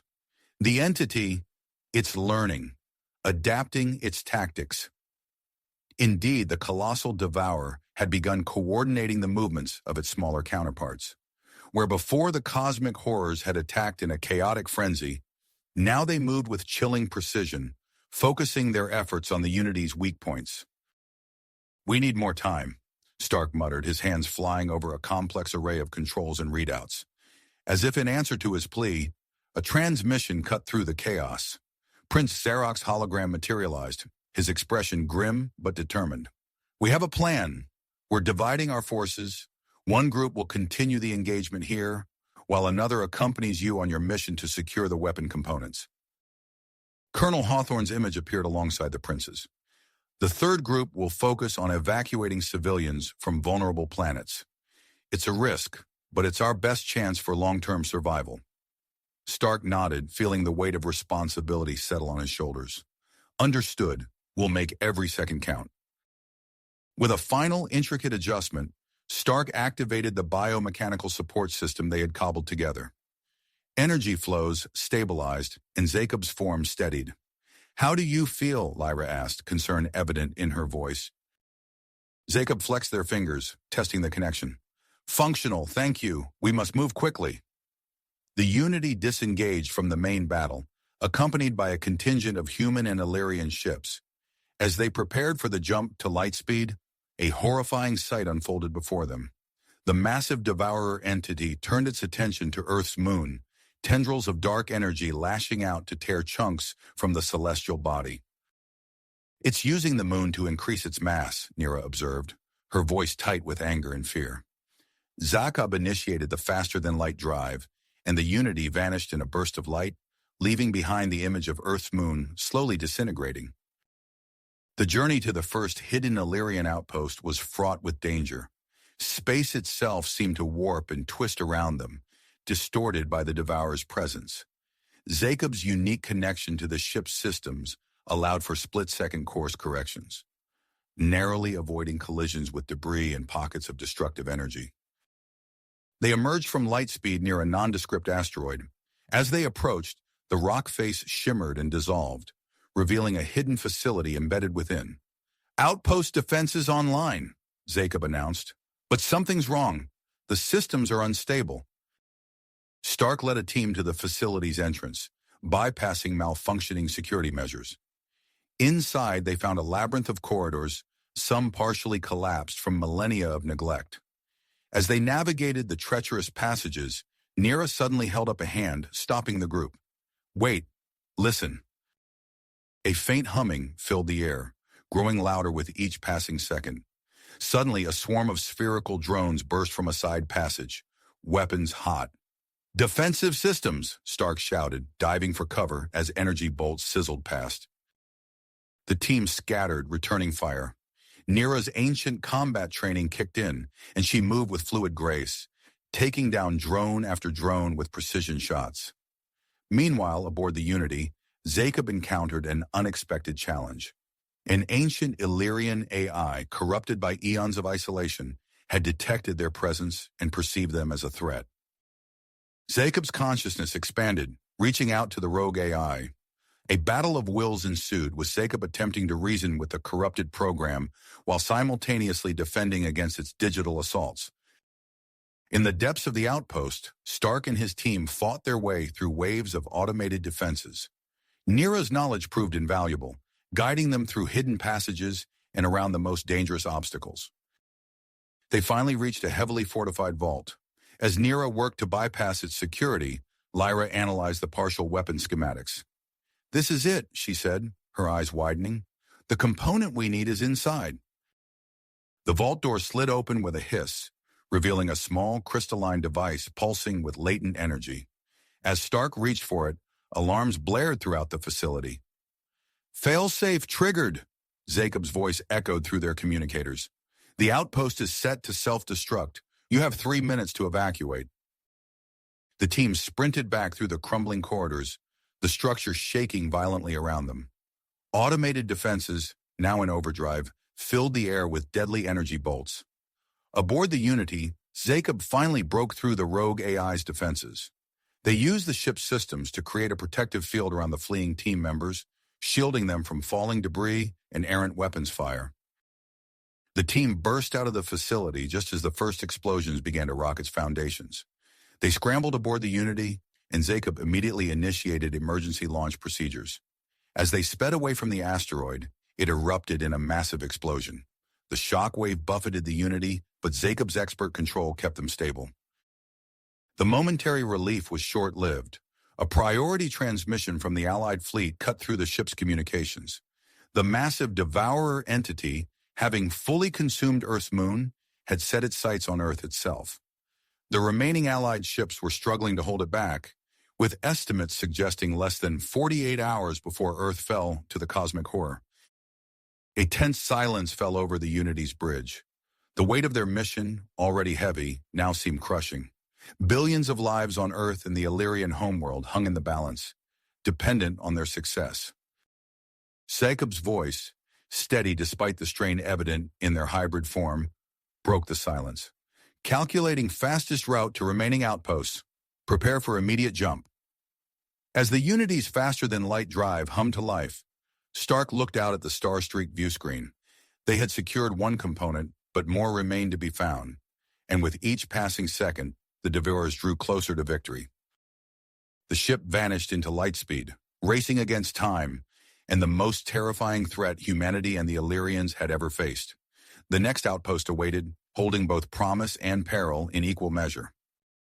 The Unity vanished into light speed, racing against time, and the most terrifying threat humanity and the Illyrians had ever faced. The next outpost awaited, holding both promise and peril in equal measure. As the ship emerged from its faster-than-light jump, a vast field of asteroids materialized before them, densely packed and treacherous. At its center lay their objective, the second hidden Illyrian outpost. "Jacob, status report," Stark called out, his eyes fixed on the interface. Jacob's voice came through the ship's speakers, strained and distorted. "Navigating asteroid field. Difficulty increasing." The Unity weaved through the cosmic obstacle course, narrowly avoiding collisions as Jacob pushed their hybrid form to its limits. Stark glanced at the biomechanical support system they had cobbled together earlier. It pulsed with an ominous red glow, clearly struggling under the strain. "Lyra, we need to stabilize that system," Stark said, gesturing to the device. "Jacob can't maintain this level of control for much longer." Lyra nodded, her multifaceted eyes already analyzing the readouts. "I'm on it. Nira, I could use your expertise here." As they worked to improve the support system, the Unity continued its precarious journey through the asteroid field. Suddenly, a massive rock formation loomed directly in their path. "Evasive maneuvers!" Stark shouted. The ship banked hard, scraping against the asteroid's surface. A low rumble reverberated through the hull, and warning lights flashed across the control panels. "Minor hull damage," Jacob reported. "Compensating." As they cleared the dense cluster of asteroids, the Illyrian outpost came into view. Stark's heart sank as he took in the facility's condition. Large sections had been torn away, exposing the interior to the vacuum of space. Debris floated aimlessly around the structure, a grim testament to the ravages of time. "Nira, any chance the component survived that?" Stark asked, gesturing to the damaged outpost. Nira's eyes narrowed as she studied the facility. "The vault should be in the central core. If it's intact, the component will be safe, but reaching it won't be easy." Stark nodded grimly. "All right, let's gear up. Jacob, can you maintain position here while we investigate?" "Affirmative," Jacob replied, their voice steadier now that the complex navigation was complete. "But proceed with caution. Our jump may have attracted unwanted attention." As if on cue, the Unity's sensors lit up with multiple energy signatures approaching their position. Prince Exarach's hologram flickered to life on the bridge. "We've got company, Devourer scouts, at least a dozen of them." Colonel Hawthorne appeared beside him, already issuing orders. "All hands to battle stations. We'll hold them off while the away team secures the component." Stark led his team to the airlock, each member donning an advanced spacesuit. As the outer doors opened, revealing the vast expanse of space and the damaged outpost before them, Stark couldn't help but feel a twinge of anxiety. "Remember," he said over the comlink, "we're dealing with unstable gravity and possible debris. Stay alert and stay together." They pushed off from the Unity, propelling themselves towards the outpost. As they approached, Stark could see the extent of the damage up close. Twisted metal and shattered viewports created a maze of hazards they would need to navigate. Inside the facility, the team faced a series of challenges. In one section, artificial gravity fluctuated wildly, sending them bouncing off walls and ceilings. In another, they encountered a cloud of debris suspended in zero-G, forcing them to carefully maneuver through the dangerous obstacle course. "Watch out!" Nira called out, just as a piece of floating equipment collided with one of their team members. The impact sent the unfortunate soldier spinning off into the darkness of a side corridor. "I've got him," Lyra said, firing her suit's thrusters to intercept the wayward team member. As they progressed deeper into the facility, they encountered emergency containment fields, shimmering barriers of energy that blocked their path. "Nira, any ideas?" Stark asked, studying the flickering field before them. Nira approached the control panel, her fingers dancing over the ancient Illyrian interface. "Give me a moment. These systems are old, but I should be able to—" "There!" The field dissipated, allowing them passage. They pressed on, acutely aware of the battle raging outside between the Unity and the Devourer scouts. Finally, they reached the central core. The vault stood before them, its imposing doors still intact despite the destruction that had befallen the rest of the facility. "This is it," Nira said, approaching the vault's control panel. "The component should be inside." As she worked to open the vault, Stark's comm crackled to life. Jacob's voice came through, tense and urgent. "Stark, we've got a situation up here. A new ship just appeared. It's engaging the Devourers alongside us."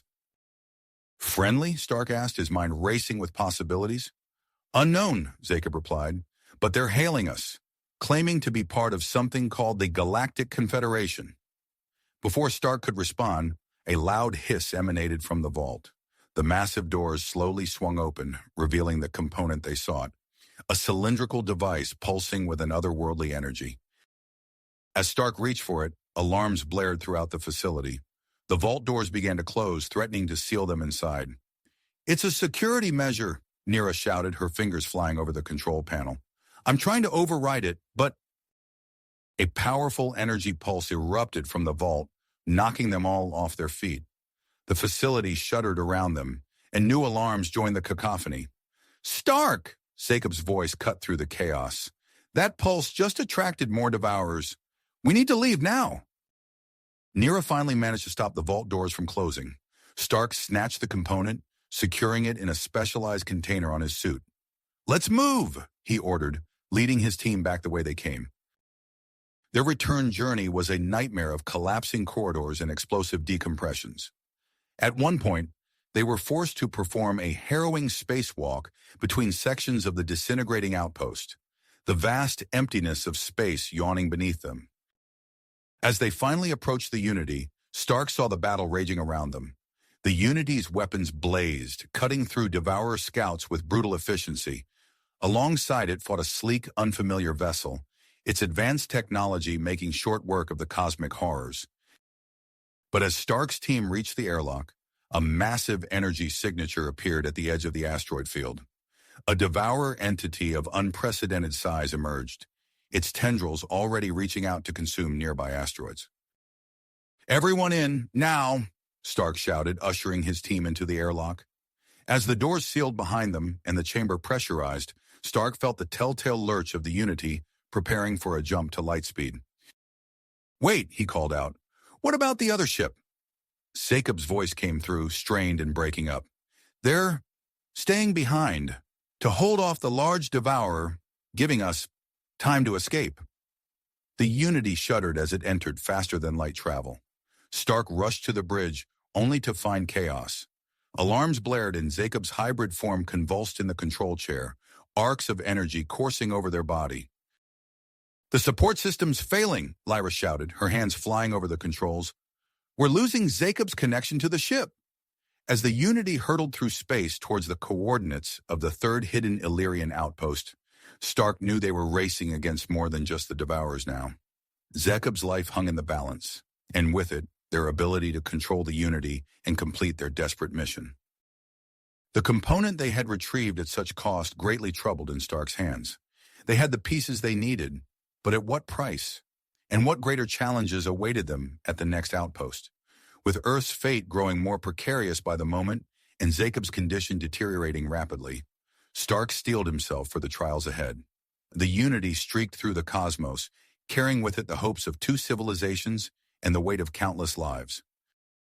The Unity streaked through the cosmos, its faster-than-light drive pushing the limits of what was possible. But inside the ship, a different kind of struggle was unfolding. In the medical bay, Stark, Nira, and Lyra worked frantically to stabilize Jacob's fluctuating form.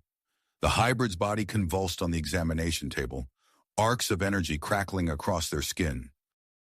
"We're losing them!" Lyra shouted, her multifaceted eyes scanning the rapidly changing readouts on the medical interface. Stark's hands flew over the controls of the modified biomechanical support system. "Come on, Jacob, stay with us." Hours passed in a blur of tense silence, punctuated by the beeping of medical equipment.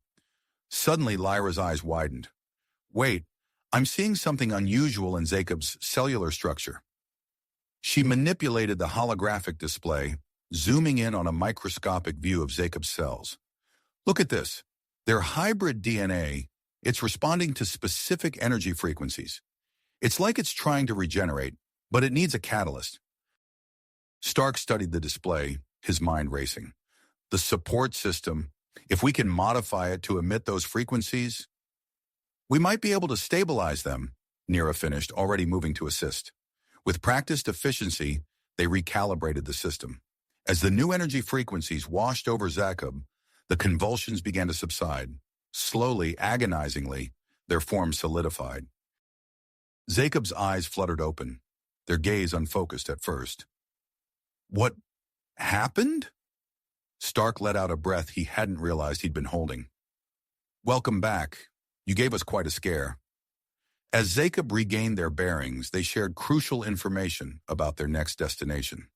The third outpost, it's on a moon orbiting a gas giant, but it's not abandoned like the others.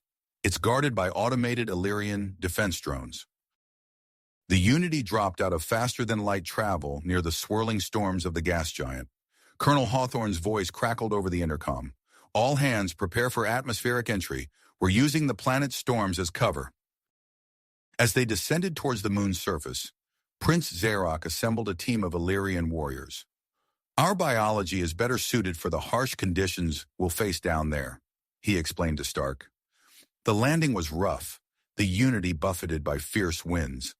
As soon as they touched down, the first wave of defense drones appeared on the horizon, their metallic forms glinting in the dim light of the distant sun.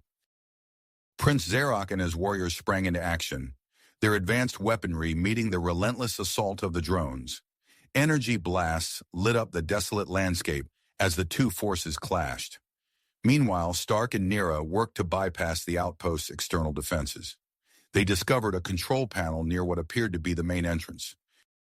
"It's some kind of genetic lock," Nera observed, studying the ancient Illyrian technology. I think it might respond to my DNA." She placed her hand on the panel. For a moment, nothing happened.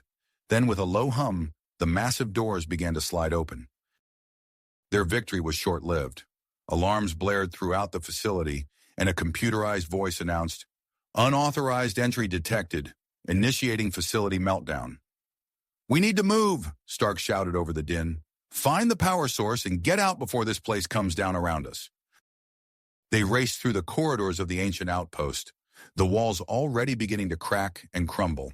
In a central chamber, they encountered a flickering hologram, a message left by the original Illyrian creators. The holographic figure spoke in an archaic dialect that Nera translated, "The heart of Illyria, a living power source, the key to our civilization's revival." "There!" Nera pointed to a sealed chamber at the far end of the room. Inside, suspended in a glowing field of energy, floated a pulsating organic mass. As Stark and Nera worked to safely extract the heart of Illyria, the sounds of battle grew closer. Prince Zarok's voice came through their comms, strained and urgent. "We can't hold them off much longer. Hurry!" With the living power source secured, they began their retreat. The outpost was coming apart around them, entire sections collapsing into the moon's unstable surface. They reached the Unity just as Prince Zarok and his remaining warriors fought off the last wave of defense drones. As the ship's engines roared to life, Zarok made a split-second decision. "Go," he shouted, turning to face the oncoming machines. "I'll hold them off." The Unity lifted off, narrowly escaping the massive explosion that consumed the outpost. Through the view screen, they watched as the moon's surface was torn apart by the blast. Back on the bridge, Jacob's weakened form was slumped in the control chair. "I've received a transmission from Earth," they announced, their voice barely above a whisper. "The Devourers, they've begun their final assault." Stark felt the weight of their mission pressed down on him. They had the components they needed, but Earth's time was running out. As the Unity prepared for its desperate race back to their home planet, he knew that the true test still lay ahead. The faster-than-light drive engaged, hurling them towards a battle that would determine the fate of two civilizations. In the cargo hold, the heart of Illyria pulsed with ancient power, their last hope against the cosmic horror that threatened to consume everything they held dear. As the Unity emerged from faster-than-light travel, the crew's hearts sank at the sight before them. Earth, their beautiful blue marble, was under siege.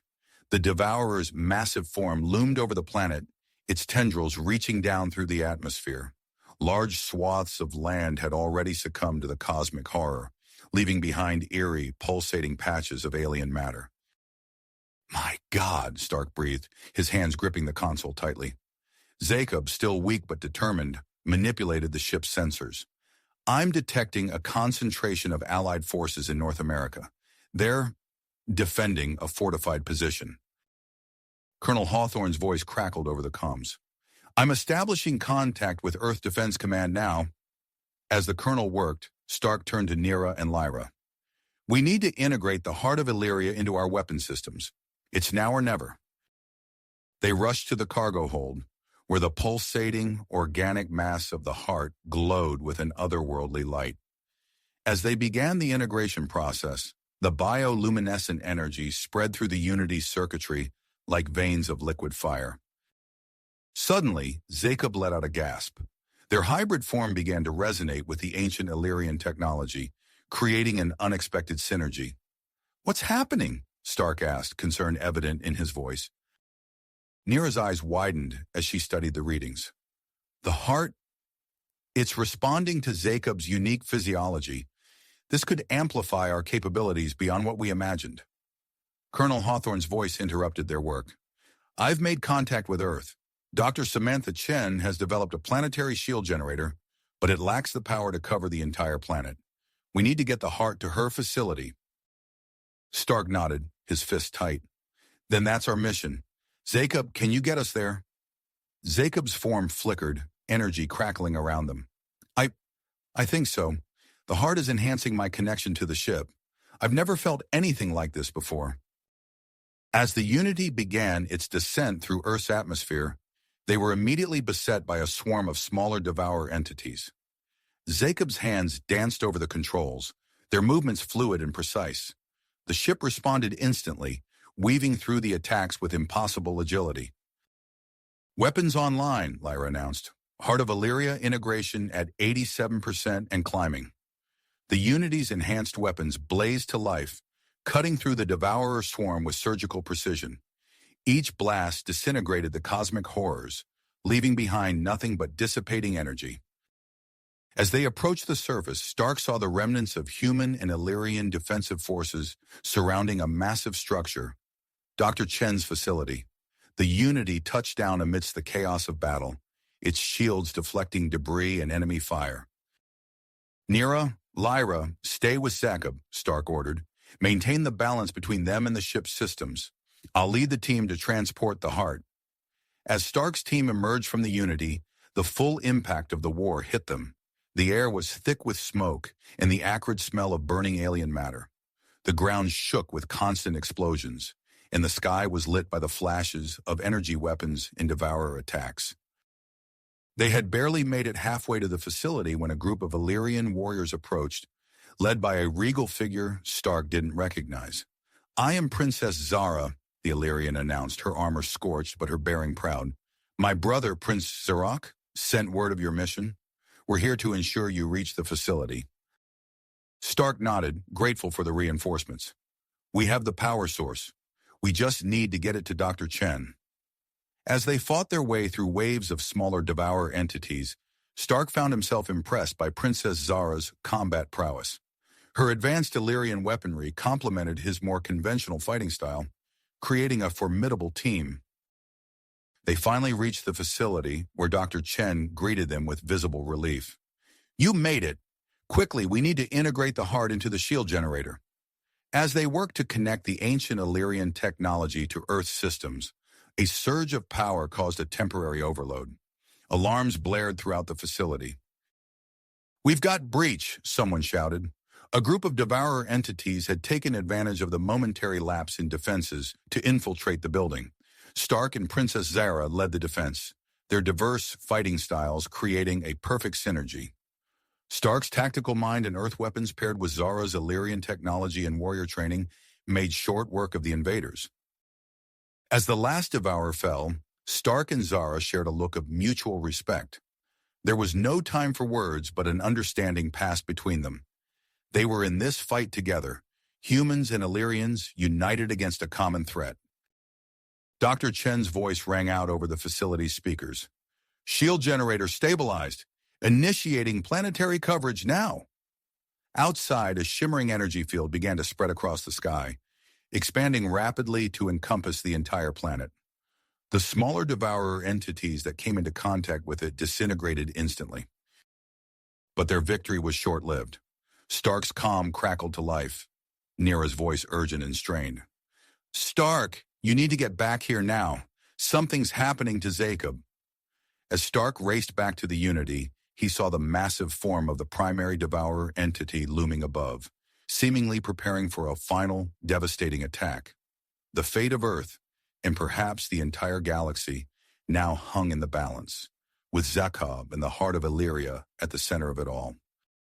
Stark knew that the next few hours would determine everything. As he entered the Unity, he steeled himself for the challenges ahead, ready to face whatever the universe threw at them in this final, desperate stand. Stark burst into the Unity's control room, his heart pounding in his chest. The sight that greeted him was one of chaos and uncertainty. Jacob's form flickered and pulsed, their bodies seeming to phase in and out of existence. Energy crackled around them, arcing between the ship's consoles and causing systems to overload. What's happening? Stark demanded, rushing to Nira's side. Nira's fingers flew over the controls, her face etched with concern. Jacob's hybrid physiology is destabilizing. The connection with the heart of Illyria is growing stronger, but their body can't handle the energy. Dr. Chen, who had followed Stark aboard, immediately began analyzing the data streaming across the screens. We need to stabilize them, fast. If we don't, we could lose both Jacob and our connection to the heart. As they worked frantically to find a solution, the ship shuddered violently. Outside, the massive form of the primary devourer loomed ever closer, its tendrils reaching out towards Earth's weakening defenses. I have an idea, Dr. Chen announced, her eyes lighting up with sudden inspiration. We can create a containment field that mimics the energy signature of the heart of Illyria. It might allow Jacob to synchronize their fluctuating form with the ancient technology. Stark nodded, hope flaring in his chest. Do it! Nira, help Dr. Chen modify our systems. I'll coordinate with the ground forces. As they set to work, Stark opened a communication channel to Princess Zara, who was now leading the combined human and Illyrian forces on the ground. Her face appeared on the screen, smudged with dirt and steadfast perseverance. Stark, we have multiple breaches in the planetary shield, she reported, her voice tense. Smaller devourer entities are slipping through. We're engaging them on the ground, but we're stretched thin. Hold the line, Princess, Stark urged. We're working on a solution up here. If we can stabilize Jacob, we might have a chance at taking down the primary devourer. Zara nodded, her eyes hardening with grit. Understood. We'll buy you as much time as we can. The communication cut off, and Stark turned his attention back to the task at hand. Dr. Chen and Nira had already made significant progress on the containment field, their hands moving with practiced efficiency as they rerouted power and reconfigured systems. It's ready, Dr. Chen announced after what felt like an eternity. We need to move Jacob into the chamber now. With utmost care, Stark and Nira guided Jacob's fluctuating form into the specially designed containment field. As soon as they activated it, the effect was immediate. Jacob's body began to stabilize, their hybrid physiology slowly syncing with the heart of Illyria's energy signature. Suddenly, a surge of power coursed through the unity. Consoles sparked and systems temporarily overloaded. Stark steadied himself against a bulkhead, watching in awe as the ship's main cannon began to glow with an otherworldly light. The weapon systems, Nira gasped, her eyes wide.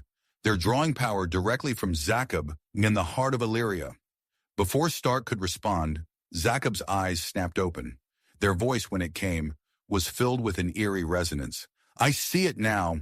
The Devourers, they have a central core, a nexus of consciousness that coordinates their consumption. Dr. Chen leaned forward, her scientific curiosity piqued. A central core? If we could target that, we could bring down the entire entity, Stark finished, his mind racing with the possibilities. As they absorbed this new information, alarms blared throughout the ship. Lyra's voice came over the intercom, tight with urgency. The Devourer is powering up for a massive attack. Our sensors indicate it could potentially destroy the entire planet. Stark's eyebrows furrowed as he realized the gravity of their situation. They had mere hours to implement a plan before the Devourer unleashed its full destructive power on Earth. We need to get close enough to target that core, Stark said, his tactical mind already formulating a strategy. But how do we penetrate its outer layers? Dr. Chen's eyes lit up with sudden inspiration. The planetary shield generators. If we reconfigure them to create a focused beam of energy, we might be able to part the Devourer's outer layers just long enough for the Unity to get through. Stark nodded, a grim smile spreading across his face. It's risky, but it's our best shot. Nira, contact Princess Zara. We'll need her to coordinate the reconfiguration of the shield generators. As Nira relayed the plan to the ground forces, Stark took his place at the Unity's helm. He could feel the weight of two civilizations resting on their shoulders. The next few hours would determine the fate of not just Earth, but the entire galaxy. With Jacob stabilized and linked to the heart of Illyria, the Unity systems hummed with newfound power. Stark's hands tightened on the controls as he prepared to pilot them into the heart of the cosmic horror that threatened everything they held dear. All hands, Stark announced over the ship-wide comm. his voice steady despite the gravity of the situation. "Prepare for departure. We're taking the fight directly to the Devourer."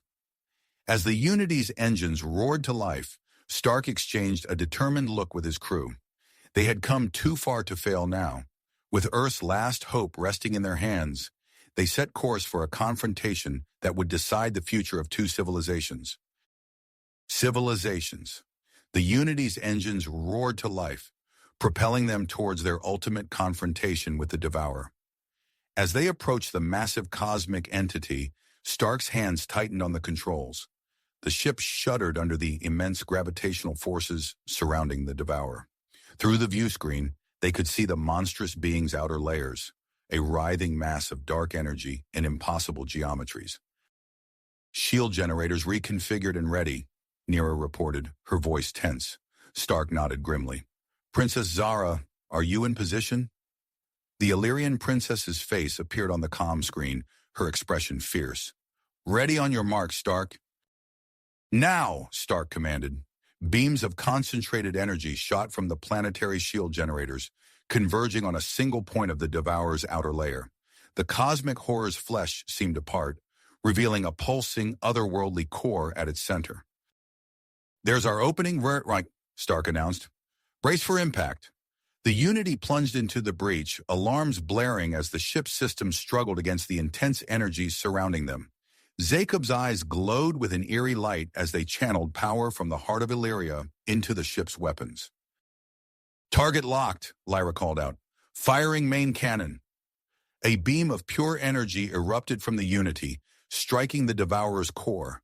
The cosmic entity convulsed, its massive form twisting in agony. But as the beam connected, a surge of destructive power rebounded through the ship. Consoles exploded in showers of sparks. The Unity's hull groaned under the strain.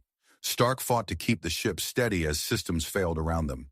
"We can't take much more of this," Dr. Chen shouted over the chaos. Stark's mind raced, assessing their options. The Devourer was weakening, but its death throes threatened to tear the Unity apart. With a surge of desperate inspiration, Stark made his decision. "Divert all remaining power to the emergency teleportation system," he ordered. Nira's eyes widened. "But it's never been tested at this range." "It's our only chance," Stark insisted. "Do it!" As Nira worked feverishly to reroute power, the ship began to break apart around them. Stark could see the Devourer's form dissipating through the view screen, but they were rapidly running out of time. "Teleportation system charge," Nira reported. "Targeting nearest stable location on Earth's surface," Lyra added. Stark took a deep breath. "Activate teleportation now." A field of shimmering energy enveloped the crew as the Unity disintegrated around them. Stark felt a wrenching sensation, as if his very atoms were being pulled apart. The last thing he saw before everything went white was the Devourer collapsing in on itself. Consciousness returned to Stark in fragments.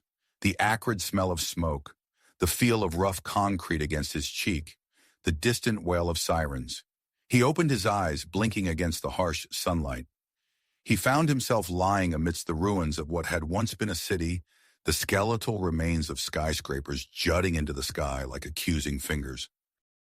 Groaning, Stark pushed himself to his feet, his body protesting every movement. He surveyed his surroundings, recognizing the remnants of the North American West Coast. The teleportation had worked, but at what cost? "Nira? Jacob? Dr. Chen?" Stark called out, his voice hoarse. Only silence answered him. Pushing down his rising panic, Stark began to search the rubble for any sign of communications equipment. After what felt like hours of digging, he unearthed a battered but functional comm device. With shaking hands, Stark activated the device. Static filled the air, then a familiar voice broke through. "This is Princess Zara of the Illyrian fleet. Any survivors, please respond." "Zara, it's Stark," he replied, relief flooding through him. "The Unity's crew has been separated. I need help locating them." "Stark, thank the stars," Zara's voice crackled through the device. "We've initiated a global search and rescue operation. What's your location?" As Stark relayed his coordinates, his mind raced with possibilities. Where had the others ended up? Were they safe? And what had become of the Devourer? Miles away, in a dense forest, Jacob stumbled through the underbrush. Their form flickered and pulsed, phasing in and out of physical reality. The connection to the heart of Illyria had fundamentally altered their hybrid physiology, granting them abilities they could barely comprehend, let alone control. As Jacob moved, electronics in the nearby area malfunctioned. Lights flickered, and devices emitted strange, distorted sounds. The hybrid being pressed on, drawn by an inexplicable pull towards something they couldn't yet identify. In a remote mountain range, Dr. Chen and Nira huddled together, surveying the barren landscape around them. Using salvaged equipment and their combined knowledge of human and Illyrian technology, they worked to construct a makeshift distress beacon. If this works, Dr. Chen said, making a final adjustment, it should send out a signal that the search teams can track. Nira nodded, her eyes scanning the horizon. Let's hope they find us soon. I've got a bad feeling about those energy readings we've been picking up. As the beacon hummed to life, neither of them could have imagined the challenges that lay ahead. The destruction of the Devourer had left behind more than just scattered survivors. Across the globe, pockets of strange energy-rich matter were causing localized reality distortions, posing a new threat to Earth's fragile recovery. In orbit, Princess Zara coordinated the search efforts, her face grim as reports of these anomalies began to flood in. The battle against the Devourer might be over, but the war for Earth's survival was far from won. Stark, now aboard a search and rescue vehicle, steeled himself for the challenges ahead. Finding his crew was only the first step. They would need to confront the aftermath of their victory, including the mysterious changes to Jacob and the dangerous Devourer remnants scattered across the planet. As the vehicle sped towards the location of an unusual energy signature, Stark couldn't shake the feeling that their ordeal with the cosmic horrors was only beginning.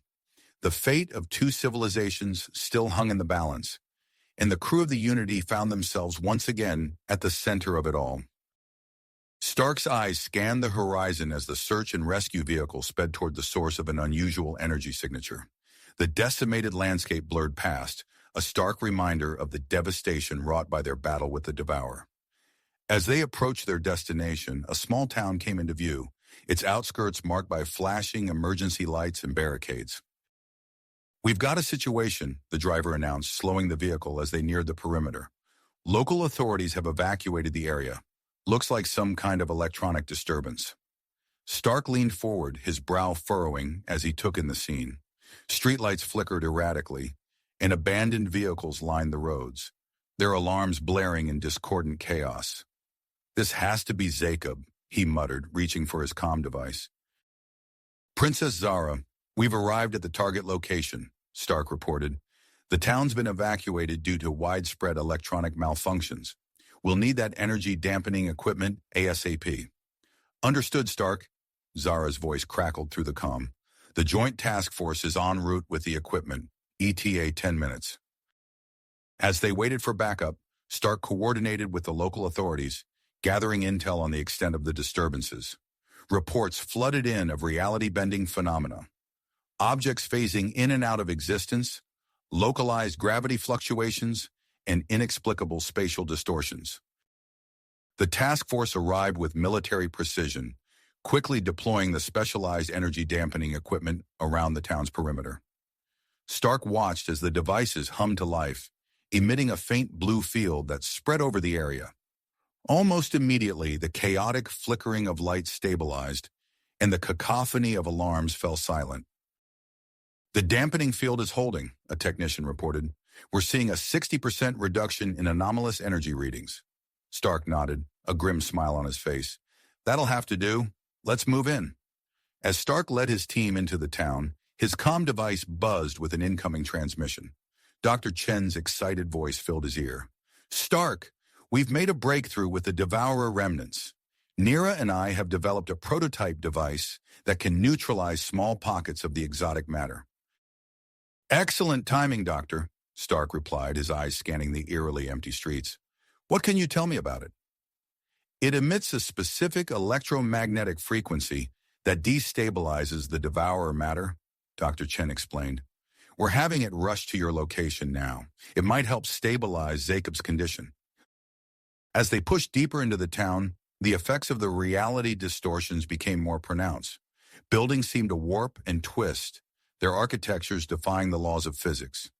Gravity fluctuated unpredictably, forcing the team to use specialized equipment to detect safe paths through the warped landscape. "Sir," one of the team members called out, pointing towards the town center. "I'm picking up a massive energy spike from the park." Stark's pulse quickened. "That has to be Jacob. Let's move." They navigated the treacherous terrain, dodging floating debris and skirting around areas where the very fabric of reality seemed to ripple and tear. As they entered the park, Stark's breath caught in his throat. In the center of a manicured lawn, now overgrown and wild, stood Jacob. Their form flickered and pulsed with energy, causing nearby trees to disintegrate and reform in impossible configurations. The air around them shimmered with heat and power. "Jacob," Stark called out, taking a cautious step forward. "Can you hear me?" The hybrid being's head snapped towards Stark, their eyes glowing with an otherworldly light. For a moment, recognition seemed to flicker across their features, but it was quickly subsumed by a wave of energy that rippled out from their body. Stark stumbled back as the wave passed through him, feeling a strange, tingling sensation in his extremities. "We need that prototype now," he barked into his comm. As if on cue, a sleek, cylindrical device materialized next to him, transported via emergency teleportation system. Stark snatched it up, quickly familiarizing himself with its controls. "Jacob, if you can understand me, we're here to help," Stark said, slowly advancing towards the fluctuating form of his friend and comrade. "Just stay calm. We're going to stabilize you." With a deep breath, Stark activated the prototype. A carefully calibrated electromagnetic pulse erupted from the device, enveloping Jacob in a cocoon of energy. For a heart-stopping moment, nothing seemed to happen. Then gradually, Jacob's wild energy fluctuations began to subside. As Jacob's form solidified, their eyes cleared, focusing on Stark with newfound lucidity. "Stark," they rasped, their voice distorted and ethereal. "What's happening to me?" Before Stark could respond, the ground beneath their feet began to tremble. The air around Jacob shimmered and warped, and nearby objects started to levitate. With growing horror, Stark realized that the stabilization process had triggered an unexpected reaction with the surrounding devourer remnants. Exotic matter, invisible to the naked eye but registering clearly on their sensors, began to coalesce around Jacob. It swirled and merged with their hybrid physiology, creating a new, more stable form, but one crackling with unpredictable new energies. "Zara!" Stark shouted into his comm, backing away from the transforming Jacob. "We need a specialized containment unit here immediately. Jacob's condition has evolved." As Jacob's transformation completed, they stood before Stark, their body a swirling amalgamation of human, Illyrian, and devourer matter. The air around them pulsed with potential energy, small objects orbiting their form like planets around a star. "Stark," Jacob spoke, their voice resonating with newfound power. "I can see everything. The remnants of the devourer, scattered across the planet. They're calling to me." Stark's mind raced, processing the implications of this development. As he opened his mouth to respond, the whine of approaching engines filled the air. The specialized containment unit had arrived, their window of opportunity rapidly closing. "Jacob," Stark said, his voice steady despite the churning worry in his gut. "We need to get you somewhere safe, somewhere we can understand what's happened to you. Will you come with us?" Jacob's gaze, filled with swirling cosmic energies, met Stark's. For a moment, the fate of two civilizations hung in the balance of their decision. The cosmic energy swirling in their eyes seemed to dim slightly, replaced by a flicker of recognition. I will come," Jacob said, their voice a haunting blend of familiar and alien tones. Stark nodded, relief washing over him. He gestured to the containment unit team, who approached cautiously with their specialized equipment. As they worked to secure Jacob, Stark's comm device buzzed with an incoming transmission. "Stark, this is Dr. Chen. We've made a breakthrough in stabilizing Jacob's condition." The scientist's excited voice filled his ear. "We've developed a specialized suit that should help contain and regulate their energy field. It's being transported to your location now. Within minutes, a sleek, high-tech suit materialized near the containment unit. The team worked quickly to outfit Jacob, their movements precise and practiced. As the final components locked into place, the chaotic energy surrounding Jacob visibly calmed, contained within a faint, shimmering field. "How do you feel?" Stark asked, approaching his transformed comrade. Jacob flexed their fingers, observing the way the suit moved with them. "More stable. The voices of the remnants are quieter now." Princess Zara's voice crackled through the comm. "Stark, we need to move quickly. Reports are coming in of dangerous concentrations of exotic matter around the world. We believe Jacob might be the key to neutralizing them." Stark's mind raced, weighing the potential risks and benefits. "Understood, Your Highness. We'll prepare for immediate deployment." Within hours, Stark found himself leading a team to a heavily affected area in South America. As their transport touched down, the devastation was immediately apparent. Trees floated eerily in midair, their roots dangling uselessly. The ground itself seemed to breathe, rippling and shifting in unnatural waves. "Jacob," Stark said, his voice tight with tension, "are you ready?" The hybrid being nodded, their suit humming with contained power. As Jacob stepped forward, the effect was instantaneous. The scattered devourer remnants began to coalesce, drawn to Jacob like iron filings to a magnet. A swirling vortex of energy formed around them, growing larger and more intense with each step. Stark and the support team watched in awe as Jacob raised their hands, focusing intently on the gathered exotic matter. The vortex began to shrink, the dangerous energy being absorbed and neutralized by Jacob's unique physiology. Gradually, the floating trees settled back to earth, and the ground stilled its restless movement. "It's working," one of the technicians breathed, eyes fixed on his monitoring equipment.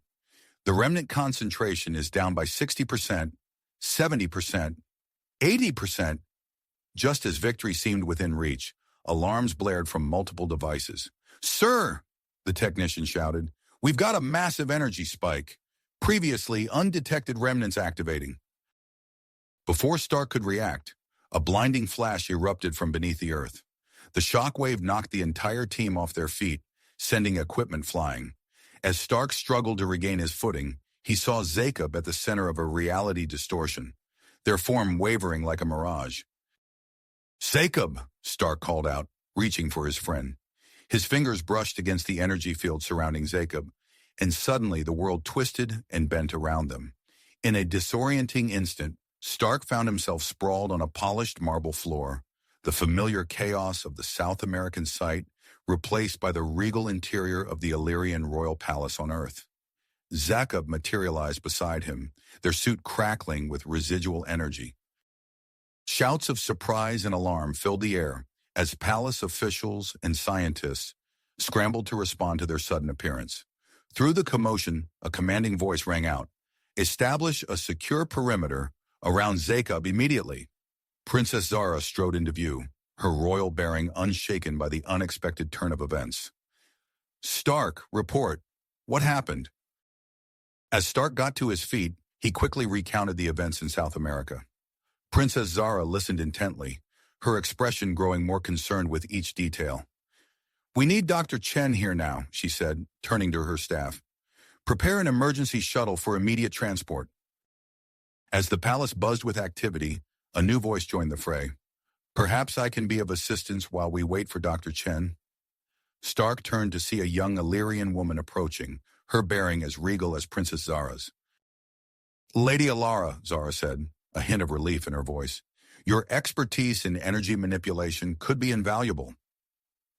Lady Alara, Princess Zara's younger sister, moved gracefully to Jacob's side. Her hands hovered over the containment suit, her eyes closed in concentration. "The suit is remarkable," she murmured, "but it's struggling to contain the new influx of energy. I may be able to help stabilize it temporarily." As Lady Alara worked, Stark couldn't help but notice the subtle changes in the palace around them. Lights flickered erratically, and ancient Illyrian symbols etched into the walls began to glow with an otherworldly light. "Your Highness," Stark said, his voice low, "I think Jacob's presence is affecting the palace's systems." Princess Zara nodded grimly. Our defenses are activating sporadically. We need to find a way to control this interaction before... Her words were cut off as a previously dormant security measure sprang to life, bathing the room in a web of crackling energy. Lady Alara's quick reflexes saved them, as she extended her energy manipulation to create a protective bubble around the group. As the chaos subsided, Stark's mind raced with possibilities. "Princess," he said, a plan forming, "what if we could use this interaction to our advantage? If Jacob can activate dormant Illyrian tech, maybe they can help us unlock hidden technologies that could aid in the global recovery efforts." Princess Zara's eyes lit up with interest, but before she could respond, a palace aide burst into the room, his face pale with urgency. "Your Highness," he gasped, "we're receiving reports from around the globe. The Devourer remnants, they're forming into entities, semi-sentient beings acting with purpose. They're attacking populated areas." The weight of this new threat settled heavily on the room. Stark exchanged grim looks with Princess Zara and Lady Alara, the enormity of their task looming before them. "We need to act fast," Stark said, his voice filled with drive. "Princess, can you mobilize our forces to confront these new entities? Lady Alara, we'll need your help to prepare Jacob for artifact exposure tests. If we can unlock the secrets of Illyrian technology, we might have a chance against this resurgent threat." As the group sprang into action, Stark couldn't shake the feeling that they were racing against time. The fate of Earth hung in the balance, and the key to their survival rested in the hands of his transformed friend, Jacob, whose newly gained powers were as much a mystery as the cosmic horrors they faced. The weight of their responsibility settled heavily on Stark's shoulders as he turned to address the group. "We need to act fast," he said, his voice filled with urgency. "Princess, can you mobilize our forces to confront these new entities? Lady Alara, we'll need your help to prepare Jacob for artifact exposure tests. If we can unlock the secrets of Illyrian technology, we might have a chance against this resurgent threat." As the team sprang into action, Dr. Chen arrived, her face etched with concern and excitement. "I've brought the necessary equipment for the tests," she announced, gesturing to the cases being wheeled in by her assistants. Princess Zara nodded, her regal demeanor unwavering despite the chaos.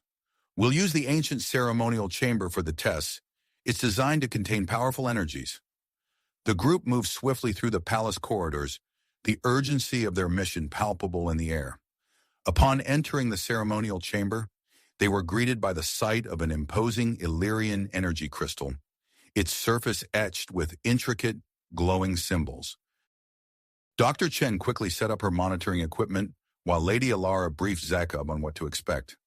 Stark stood by, his muscles tense with anticipation. "All right, Jacob," Dr. Chen said, her voice steady. "Approach the crystal slowly and place your hand on its surface. We'll be monitoring your energy levels closely." Jacob nodded, their containment suit humming softly as they stepped towards the ancient artifact. As their hand made contact with the crystal's smooth surface, a brilliant light erupted from the point of contact, the chamber filled with a low, resonant hum that seemed to vibrate through their very bones. Suddenly, the floor beneath them shuddered. Stark stumbled, catching himself against a nearby pillar. "What's happening?" he shouted over the growing din.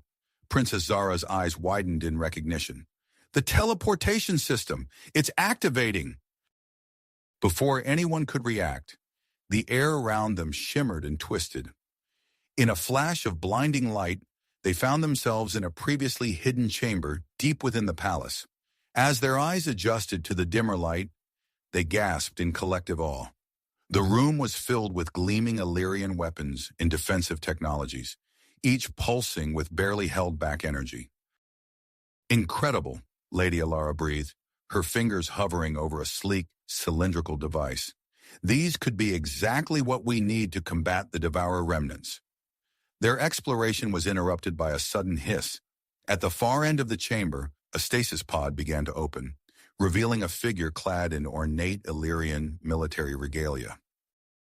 The man's eyes snapped open, immediately alert despite his long slumber. He took in the scene before him with a practiced gaze before speaking in a commanding voice. I am Commander Vex of the Illyrian High Command. What is the current status of our war against the Devourers? Princess Azara stepped forward, quickly explaining the situation.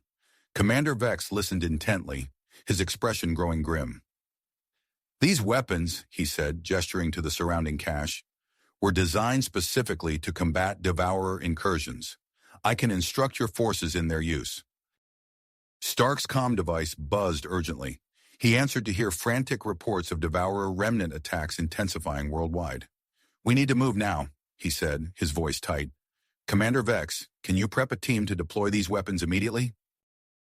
The Illyrian officer nodded sharply. Consider it done. As Commander Vex began organizing the weapon deployment, Lady Alara pulled Jacob aside.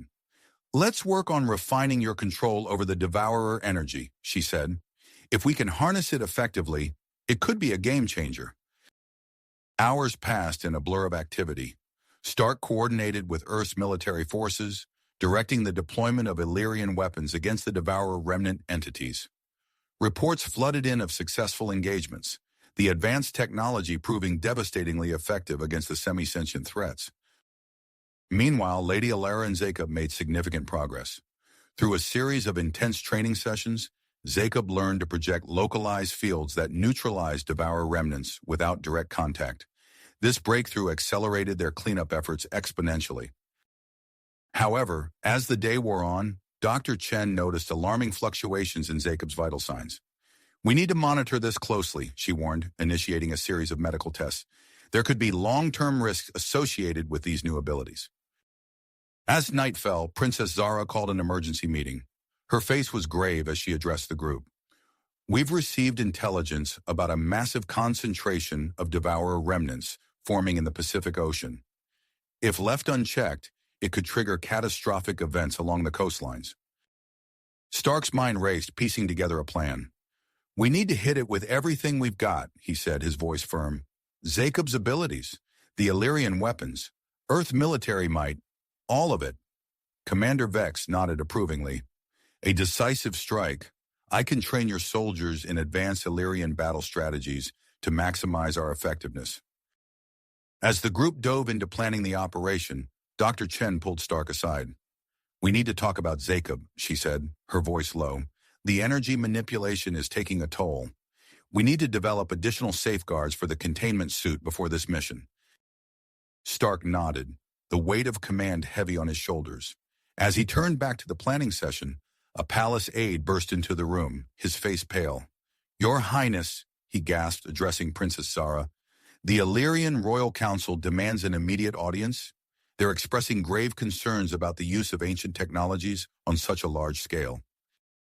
Princess Zara's expression hardened. Tell them I'll meet with them shortly, she said, her tone brooking no argument. She turned to Stark, her eyes flashing with dedication. This operation cannot be delayed. We'll need to navigate these political waters carefully. As the group resumed their planning, the tension in the room was palpable. The fate of Earth hung in the balance, with countless lives depending on the success of their daring gambit. Stark knew that the coming days would test them all to their limits, pushing the boundaries of both science and diplomacy in their race against time. Time, the looming battle against the Devourer remnants, would push them to their limits, testing the strength of their newfound alliance and the power of ancient Illyrian technology. As dawn broke, the strike force assembled on the deck of the Illyrian flagship. Stark stood at the helm, his eyes scanning the horizon where the Pacific Ocean stretched endlessly before them. The fleet of human and Illyrian vessels cut through the waves, their hulls gleaming in the early morning light. Commander Vex's voice crackled over the comm system.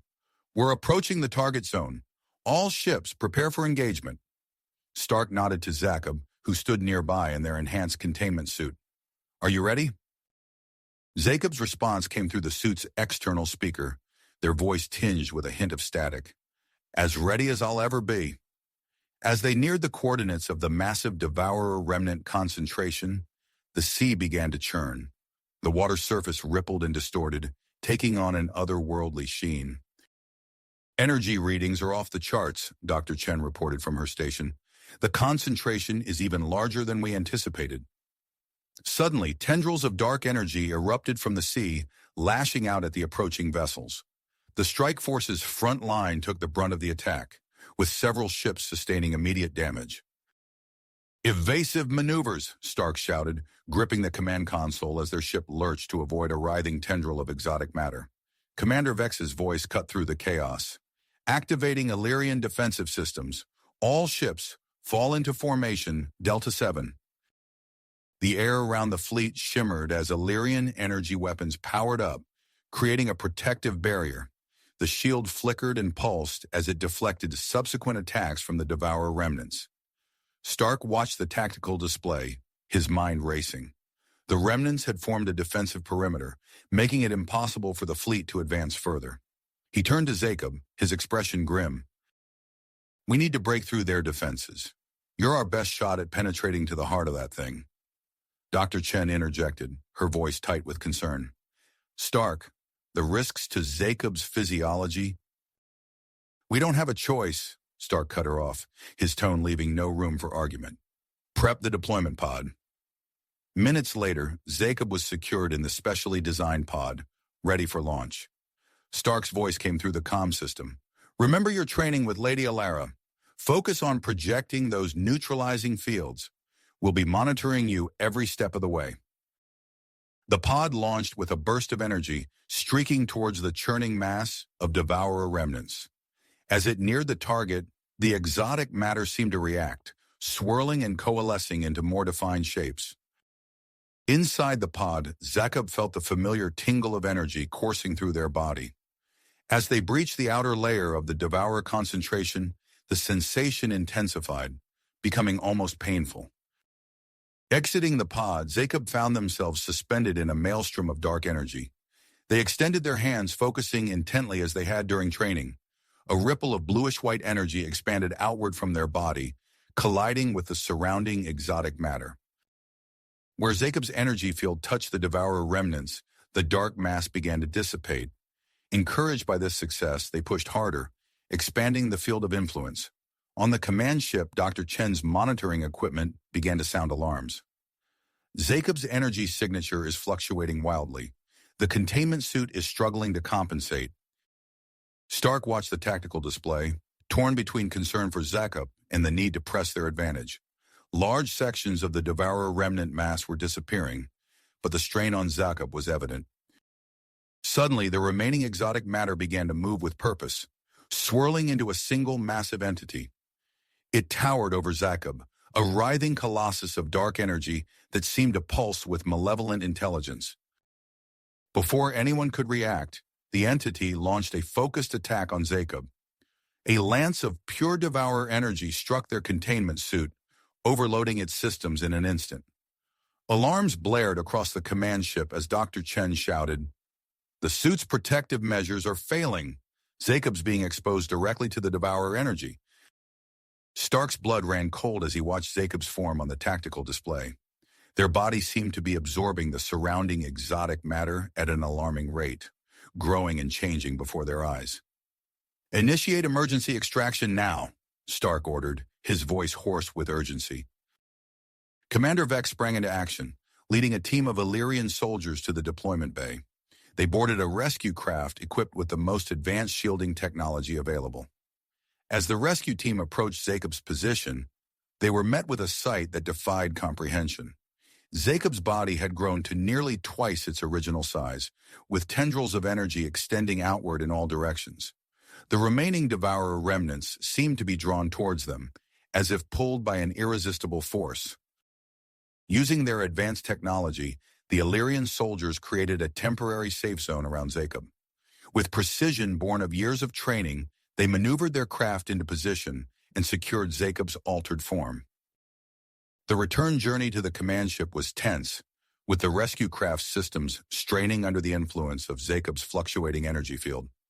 As they docked, Dr. Chen and her medical team rushed forward, their faces masks of drive and concern. Jacob was quickly transferred to a containment chamber, their bodies still shifting between solid matter and pure energy. Dr. Chen's fingers flew over her diagnostic equipment, her brow furrowed in concentration. "Their DNA has undergone significant alteration," she reported, her voice tight. The influx of devourer energy has triggered changes on a fundamental level.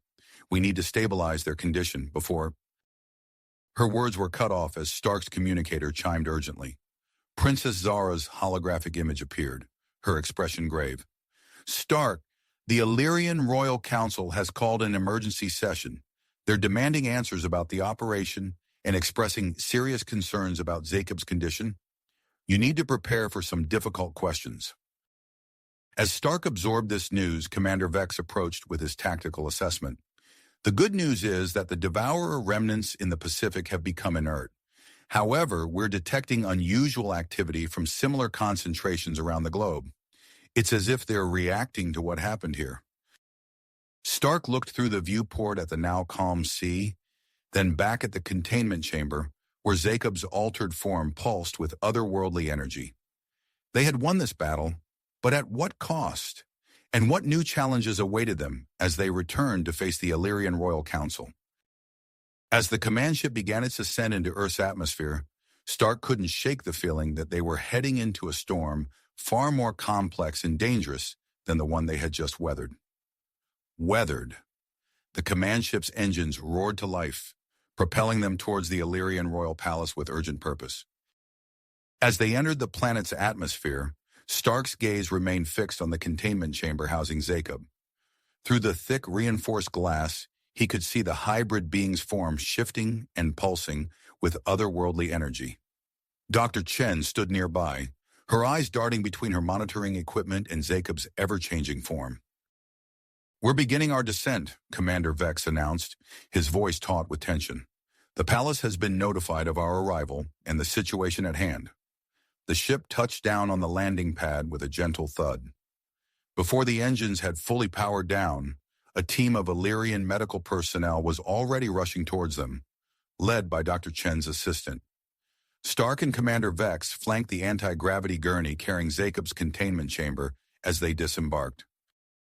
This way, the lead Illyrian medic shouted, gesturing towards a nearby entrance. We've prepared a specialized containment unit in the lower levels. The group moved swiftly through the palace corridors, their urgency palpable. Palace guards cleared the way, ushering startled courtiers and staff members to the side. Stark could hear the whispers and gasps as they passed, the sight of Jacob's transformed state eliciting a mix of fear and awe. Upon reaching the prepared chamber, Dr. Chen immediately set to work, her fingers flying over the control panels as she initiated a barrage of scans and tests. The room hummed with energy as advanced Illyrian technology interfaced with Earth's medical equipment. Their DNA, Dr. Chen murmured, her brow furrowed as she studied the results. It's unlike anything I've ever seen. The devourer energy has fundamentally altered Jacob's genetic structure, incorporating elements of both devourer and Illyrian DNA. Stark leaned in, studying the holographic display. What does that mean for Jacob? Dr. Chen shook her head, her expression grave. It's granting them unprecedented abilities to manipulate energy and matter, but at a cost. Their physical form is highly unstable. We need to find a way to stabilize them, and quickly. As if on cue, Stark's communicator chimed. Princess Zara's voice came through tight with urgency. Stark, your presence is required immediately in the council chambers. The situation has raised significant concerns among our leadership. Stark exchanged a look with Commander Vex. Stay here and assist Dr. Chen. Keep me updated on any changes. With a final glance at Jacob's shifting form, he strode out of the room. The council chambers were a hive of activity when Stark arrived. Princess Zara sat at the head of a long table, flanked by Lady Alara and several high-ranking Illyrian officials. The tension in the room was palpable. Stark, Princess Zara began, her voice carrying across the chamber. The council demands answers. The use of ancient technologies, the transformation of Jacob. These events have raised serious questions about the safety of our people and the potential threat to both our worlds. Before Stark could respond, Lady Alara stood, her eyes gleaming with an intensity he had not seen before. Your Highness, esteemed council members, I believe I may have a solution. She paused, letting the weight of her words sink in. There is an artifact, long thought to be a myth, the harmonic resonator. It has the power to align discordant energies. I believe it could stabilize Jacob's condition. Murmurs rippled through the council. One of the older members leaned forward, his expression skeptical. And where, pray tell, is this mythical artifact? Lady Alara's gaze remained steady. Here, beneath the palace itself. I've been researching its location for years, and I'm convinced it lies hidden in an ancient vault. Princess Zara's eyes narrowed as she considered the proposal. After a moment of tense silence, she nodded. Very well. Lady Alara, you will lead an expedition to locate this harmonic resonator. Stark, Commander Vex, you will accompany her. As the council session adjourned, Stark's communicator buzzed urgently. Dr. Chen's voice came through, tinged with panic. Stark, Jacob's condition is deteriorating rapidly. Their energy signature is affecting our containment systems. We're seeing power fluctuations throughout the palace. Stark locked eyes with Lady Alara. We need to move, now. The trio, along with a small team of Illyrian guards, descended into the depths of the palace. Ancient corridors stretched before them, their walls adorned with glowing symbols that pulsed with an eerie light. The vault should be just ahead, Lady Alara said, consulting a holographic map. But be warned, our ancestors were not known for making things easy. As if in response to her words, the floor beneath them shuddered. A series of intricate patterns appeared on the walls, shifting and realigning themselves. A security measure, Commander Vex growled. We need to decipher the correct sequence to proceed. Lady Alara stepped forward, her eyes scanning the patterns. With swift, sure movements, she began to trace specific symbols. As her finger touched the last glyph, a low rumble echoed through the corridor. The wall before them shimmered and dissolved, revealing a hidden chamber. In the center of the room, atop a raised dais, sat a device unlike anything Stark had ever seen. It pulsed with a soft, mesmerizing glow, its surface etched with intricate designs. The harmonic resonator, Lady Alara breathed, her voice filled with awe. As she carefully lifted the artifact from its resting place, the palace around them shuddered. Stark's communicator crackled to life, Dr. Chen's voice frantic. Stark, we're losing containment. Jacob's energy signature is expanding rapidly. We've got it, Stark replied, his voice tense. We're on our way back now. The team raced through the ancient corridors, the harmonic resonator cradled carefully in Lady Alara's arms. As they burst into the medical wing, they were met with a scene of controlled chaos. The containment chamber housing Jacob was visibly straining, cracks spiderwebbing across its surface. Lady Alara stepped forward, her face set with perseverance. She placed the harmonic resonator on a nearby console and began to activate it. The artifact hummed to life, emitting a series of complex energy patterns that reached out towards Jacob's fluctuating form. For a moment, it seemed to be working. Jacob's energy signature began to stabilize, their form becoming more defined. But then, without warning, the resonator's glow intensified. Stark watched in horror as tendrils of energy burst from Jacob's body, connecting with the artifact and spreading outward. It's creating a network, Dr. Chen shouted over the rising hum of energy. It's linking Jacob to every concentration of Devourer remnants on Earth. The containment chamber groaned under the strain as Jacob's form expanded rapidly, filling the space with pulsating light. Cracks appeared in the chamber walls, growing larger by the second. Everyone out now, Stark ordered, ushering the medical team towards the exit. As they retreated, he turned to Commander Vex. We need to remove the resonator. It's the only way to stop this. Commander Vex nodded grimly. I'll handle it. Get everyone else clear. As Stark led the evacuation, he glanced back to see Vex and a team of Illyrian soldiers approaching the resonator. With precise, coordinated movements, they managed to deactivate and secure the artifact, narrowly escaping as the containment chamber finally gave way. The corridor outside the medical wing was a flurry of activity as alarms blared throughout the palace. Dr. Chen approached Stark, her face pale. Jacob's consciousness. It's fragmented, spread across the network of Devourer remnants. If we try to fully separate them from this network, we could lose them entirely. Stark's mind raced as he processed the implications. The situation had escalated far beyond what any of them had anticipated. As he looked around at the faces of his team, human and Illyrian alike, he knew that the challenges ahead would test them all in ways they had never imagined. The fate of Earth, the Illyrian people, and Jacob hung in the balance. And as the alarms continued to sound, Stark steeled himself for the difficult decisions that lay ahead. Ahead, the fate of Earth, the Illyrian people, and Jacob hung in the balance. As the alarms continued to sound, Stark took a deep breath and turned to address the assembled team. "We need to act fast," he said, his voice cutting through the chaos. "Dr. Chen, what's our immediate priority?" The scientist's fingers flew over her data pad as she spoke. "Stabilizing Jacob is crucial.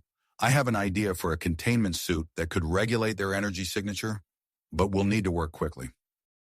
Stark nodded. "Make it happen. Lady Alara, I need you to focus on the harmonic resonator. Can we modify it to safely disconnect Jacob from this network?" Lady Alara's eyes lit up with tenacity. "I believe so. With the right calibrations, we might be able to emit energy pulses that could gradually sever the connections." As they spoke, the palace shuddered again. Commander Vex's communicator crackled to life, filling the air with urgent reports from around the globe. "Sir, we're receiving strange readings from sites with high concentrations of devourer remnants," a soldier's voice reported. "The exotic matter is changing, forming structures." Vex's expression hardened. "We need to secure those sites immediately. I'll dispatch teams with specialized containment gear." Stark agreed, his mind racing with the implications. "I'll coordinate with Earth's governments, set up monitoring stations. We need to track these structures, understand what we're dealing with." As the team dispersed to their tasks, Princess Zara approached Stark, her face grave. "There's more," she said, her voice low. "We've received word from our homeworld. Similar structures are appearing there as well." Stark felt the weight of this new information settle on his shoulders. The situation had escalated beyond Earth, becoming an interstellar crisis. In the hours that followed, the palace became a hive of frantic activity. Dr. Chen's laboratory buzzed with energy as she and her team worked tirelessly to construct the containment suit. The sound of welding and the hum of advanced machinery filled the air as they integrated Illyrian technology with devourer-resistant materials. Meanwhile, Lady Alara led a group of energy specialists in modifying the harmonic resonator. They huddled around holographic displays, fine-tuning equations and adjusting intricate components. The air crackled with tension as they raced against time. Outside the palace walls, the world held its breath. Reports flooded in from across the globe as the devourer remnant structures continued to grow. Crystalline formations pulsed with otherworldly energy, distorting gravity and interfering with local technology. Panic began to spread among Earth's population as the strange phenomena became impossible to ignore. Commander Vex coordinated his teams from a makeshift command center, his voice steady as he issued orders to Illyrian soldiers deployed around the world. "Establish perimeters around the largest structures," he instructed. "Gather all the data you can, but do not engage directly without authorization." Stark found himself in constant communication with world leaders, his holographic image appearing in crisis rooms and military headquarters across the planet. "We're working on a solution," he assured them, his voice projecting a calm he didn't entirely feel. "Continue to evacuate affected areas and maintain order. We'll provide updates as soon as we have them." As Earth grappled with the unfolding crisis, Princess Zara received another urgent transmission from the Illyrian homeworld. The holographic image of an Illyrian official flickered to life, his face etched with concern. "Your Highness, the situation is deteriorating," he reported. "The structures on our world are growing at an exponential rate. We're seeing similar effects on several of our colony worlds as well." Princess Zara's expression remained composed, but Stark could see the tension in her posture. "Deploy our long-range scout ships," she ordered. "We need a full assessment of the affected planets and accelerate all efforts here on Earth. We must find a solution before this spreads further." With renewed urgency, the team redoubled their efforts. Dr. Chen emerged from her laboratory, the completed containment suit hovering on an anti-gravity platform beside her.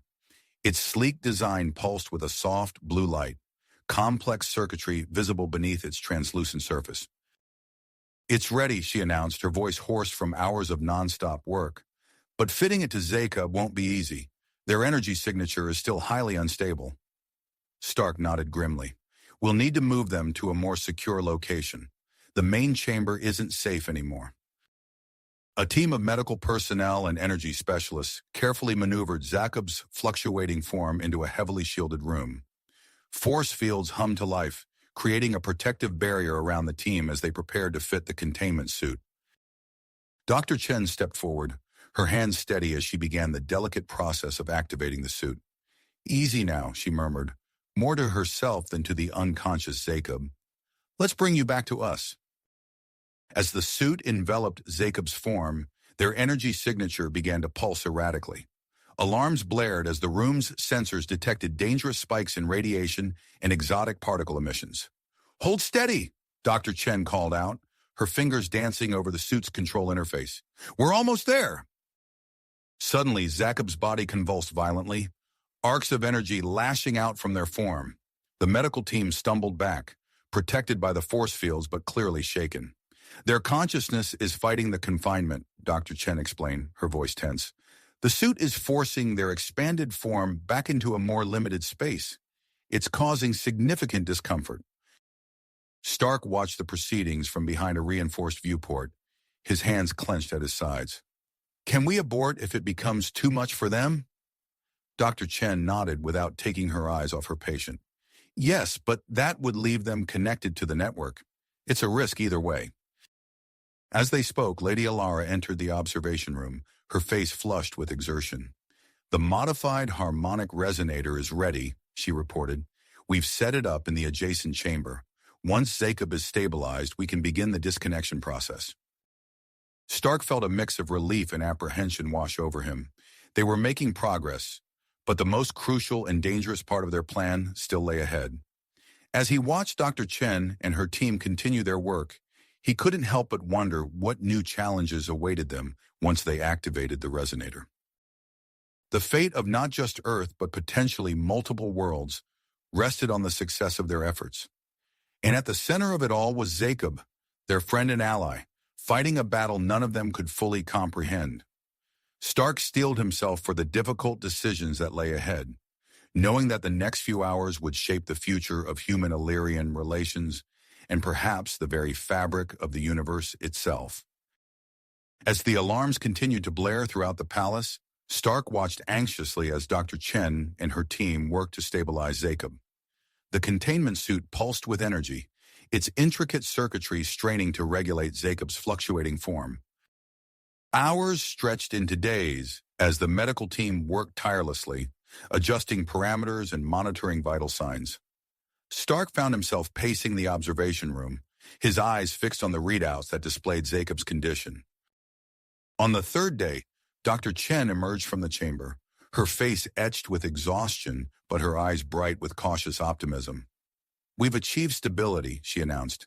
"Zacob's energy signature has been contained within acceptable parameters." A collective sigh of relief rippled through the assembled team. Stark felt the tension in his shoulders ease slightly, but he knew their challenges were nowhere near the end. As Zacob's condition improved, the focus shifted to addressing the global aftermath of the Devourer remnant event. Stark and Princess Azara convened a series of urgent meetings, their holographic images flickering to life in command centers across the planet. "We need a coordinated response," Stark emphasized, his voice firm as he addressed world leaders. "The Devourer remnants pose both a threat and an opportunity. We must approach this with caution and unity." Princess Zara nodded in agreement. "The Illyrian people stand ready to assist. We propose the formation of a joint human-Illyrian task force to manage and study the captured exotic matter." The proposal was met with a mix of apprehension and excitement. After hours of negotiation, an agreement was reached. Secure research facilities would be established around the globe, staffed by top scientists from both species. As the task force took shape, Commander Vex led the military aspect of the cleanup operation. Illyrian ships hovered over cities and remote locations alike, their advanced technology carefully dismantling the crystalline structures that had formed during the event. Vex's voice crackled over the comm system as he coordinated with his teams. Approach with caution. Use the specialized containment fields to break down the formations. We can't risk any further energy surges. The dismantling process revealed unexpected properties of the exotic matter. As the crystalline structures were broken down, they emitted pulses of energy that interfered with nearby electrical systems.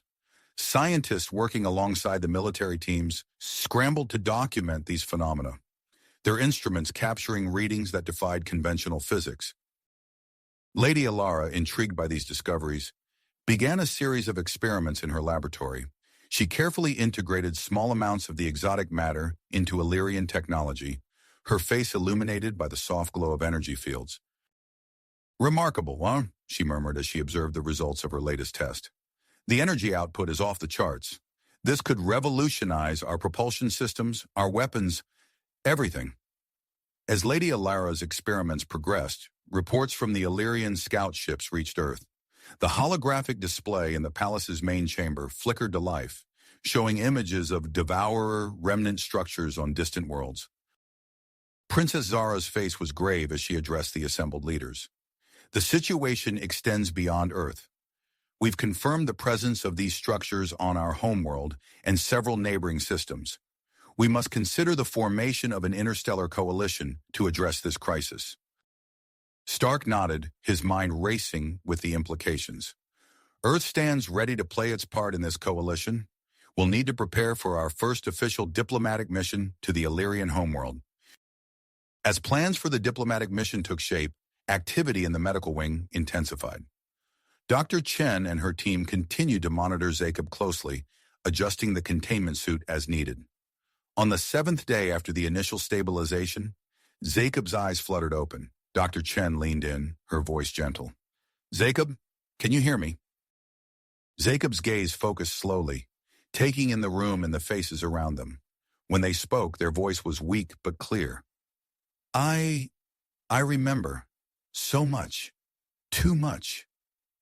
Dr. Chen's brow furrowed as she began a series of cognitive tests. As the assessment progressed, it became clear that Jacob's mind had been fundamentally altered by their connection to the Devourer Remnant network. "It's extraordinary," Dr. Chen reported to Stark and Princess Zara. "Jacob has retained their original memories, but they've also gained access to vast amounts of information from the network. The scope of their knowledge is unprecedented." Recognizing the potential value of this information, Stark quickly assembled a team of human and Illyrian scientists to work with Jacob.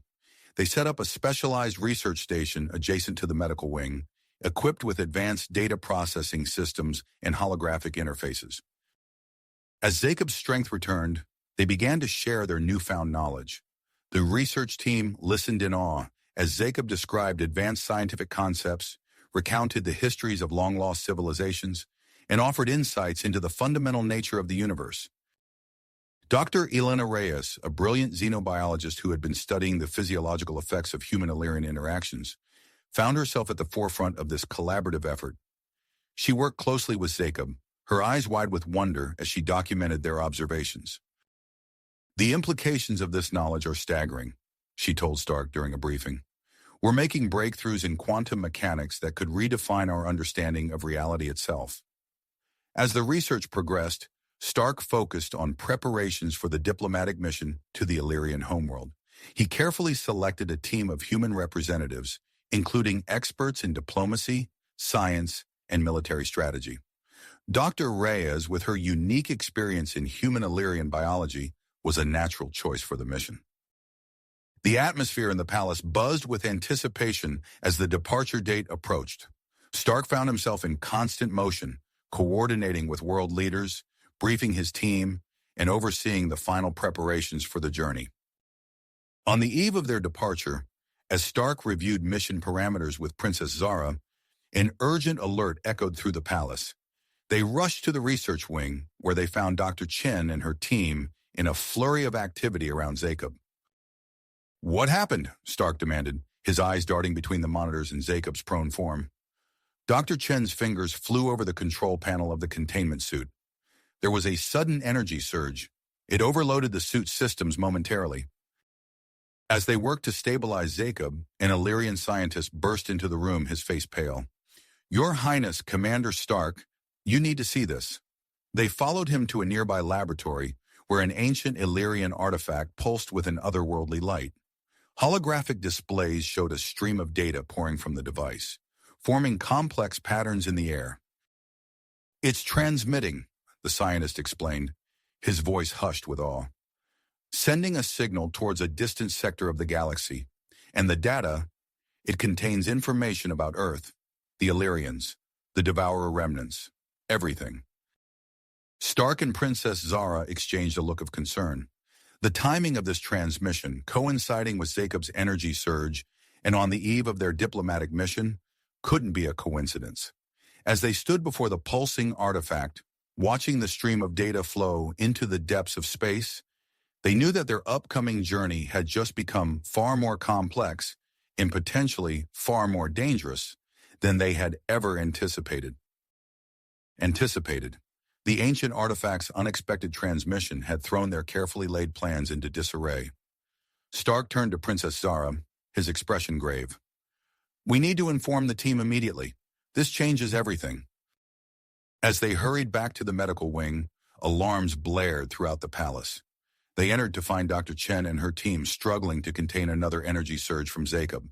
The containment suit pulsed with an eerie blue light, its systems straining against the sudden influx of power. "What's happening?" Stark demanded, his eyes fixed on Jacob's writhing form. Dr. Chen's fingers danced across the control panel, her face etched with concern. "The energy levels are off the charts. It's like nothing we've seen before." The room's lights flickered and dimmed as Jacob's energy signature continued to spike. Holographic displays around the room flickered and distorted, showing chaotic streams of data that defied interpretation. Suddenly, Jacob's eyes snapped open, glowing with an otherworldly light. Their body began to phase in and out of physical reality, becoming translucent one moment and solid the next. "Jacob!" Princess Zara called out, taking a step forward despite the danger. "Can you hear us?" For a moment there was no response. Then, without warning, Stark felt a presence in his mind. Alien, yet familiar. He glanced at Princess Zara and Lady Alara, who had just entered the room, and saw the same look of surprise on their faces. Jacob's voice echoed in their thoughts, clear and urgent. "I see it now. The signal's destination. A galaxy so distant. Ancient beings. They hold the key." Through their mental link, Jacob shared a vision of a vast cosmic expanse, filled with swirling galaxies and nebulae. At the center of this vision was a single point of light, pulsing with power and knowledge. "An advanced civilization," Lady Alara breathed, her eyes wide with wonder. "They must have the answers we seek about the Devourer remnants." As the vision faded, Jacob's physical form stabilized momentarily. Dr. Chen seized the opportunity to adjust the containment suit settings, bringing the energy levels back under control. Stark's mind raced with the implications of this new information. Their upcoming diplomatic mission to the Illyrian homeworld suddenly seemed insignificant in comparison to this cosmic revelation. "We need to change our plans," Stark announced, his voice filled with drive. "We can't ignore this. We have to follow that signal." Princess Zara nodded slowly, her expression thoughtful. "Agreed. But how? Even our fastest ships would take years to reach such a distant galaxy." Lady Alara stepped forward, her eyes gleaming with excitement. "The Devourer remnant energy. My experiments have shown incredible potential for enhancing our propulsion systems. With some modifications, we might be able to attempt a long-range jump." Stark turned to Dr. Chen. "How long do we have before Jacob's next energy spike?" The doctor shook her head. "There's no way to know for certain. Hours, maybe less." "Then we move now," Stark decided. He activated his comm link, connecting to the assembled team waiting to depart for the Illyrian homeworld. "Change of plans, everyone. Report to Docking Base 7 immediately. We're taking a different ship." As the team rushed to prepare for their new mission, Dr. Chen approached Stark with a grave expression.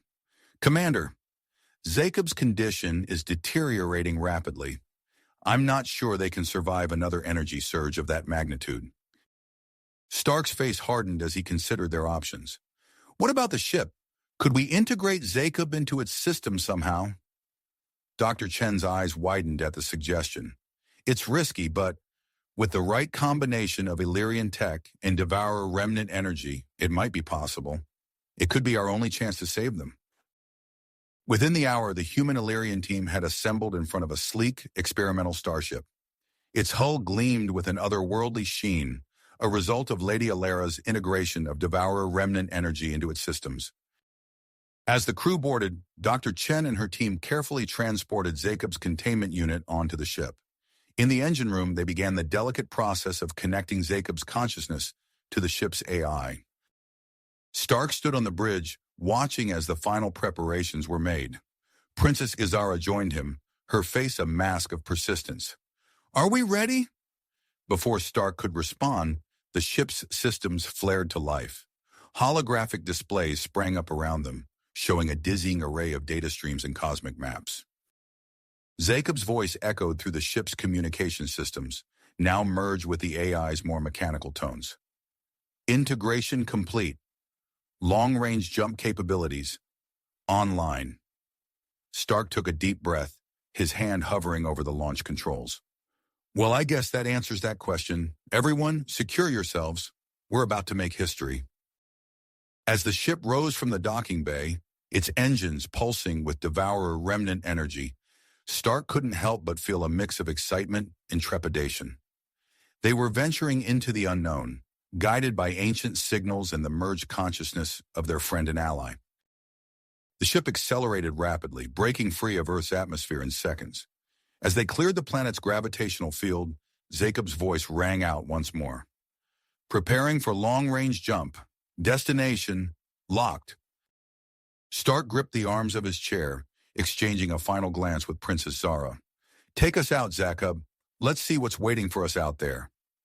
The ship's engines flared brilliantly, and for a moment, the universe seemed to stretch around them. Then, with a flash of light and a sensation of indescribable movement, they vanished from Earth's solar system, hurtling towards a distant galaxy and the answers that awaited them there. You have reached the end of the story. If you enjoyed this story and want to support us, please leave a like and subscribe to our channel, and for every comment that says 88, I will heart every single one of them. Thank you for your time.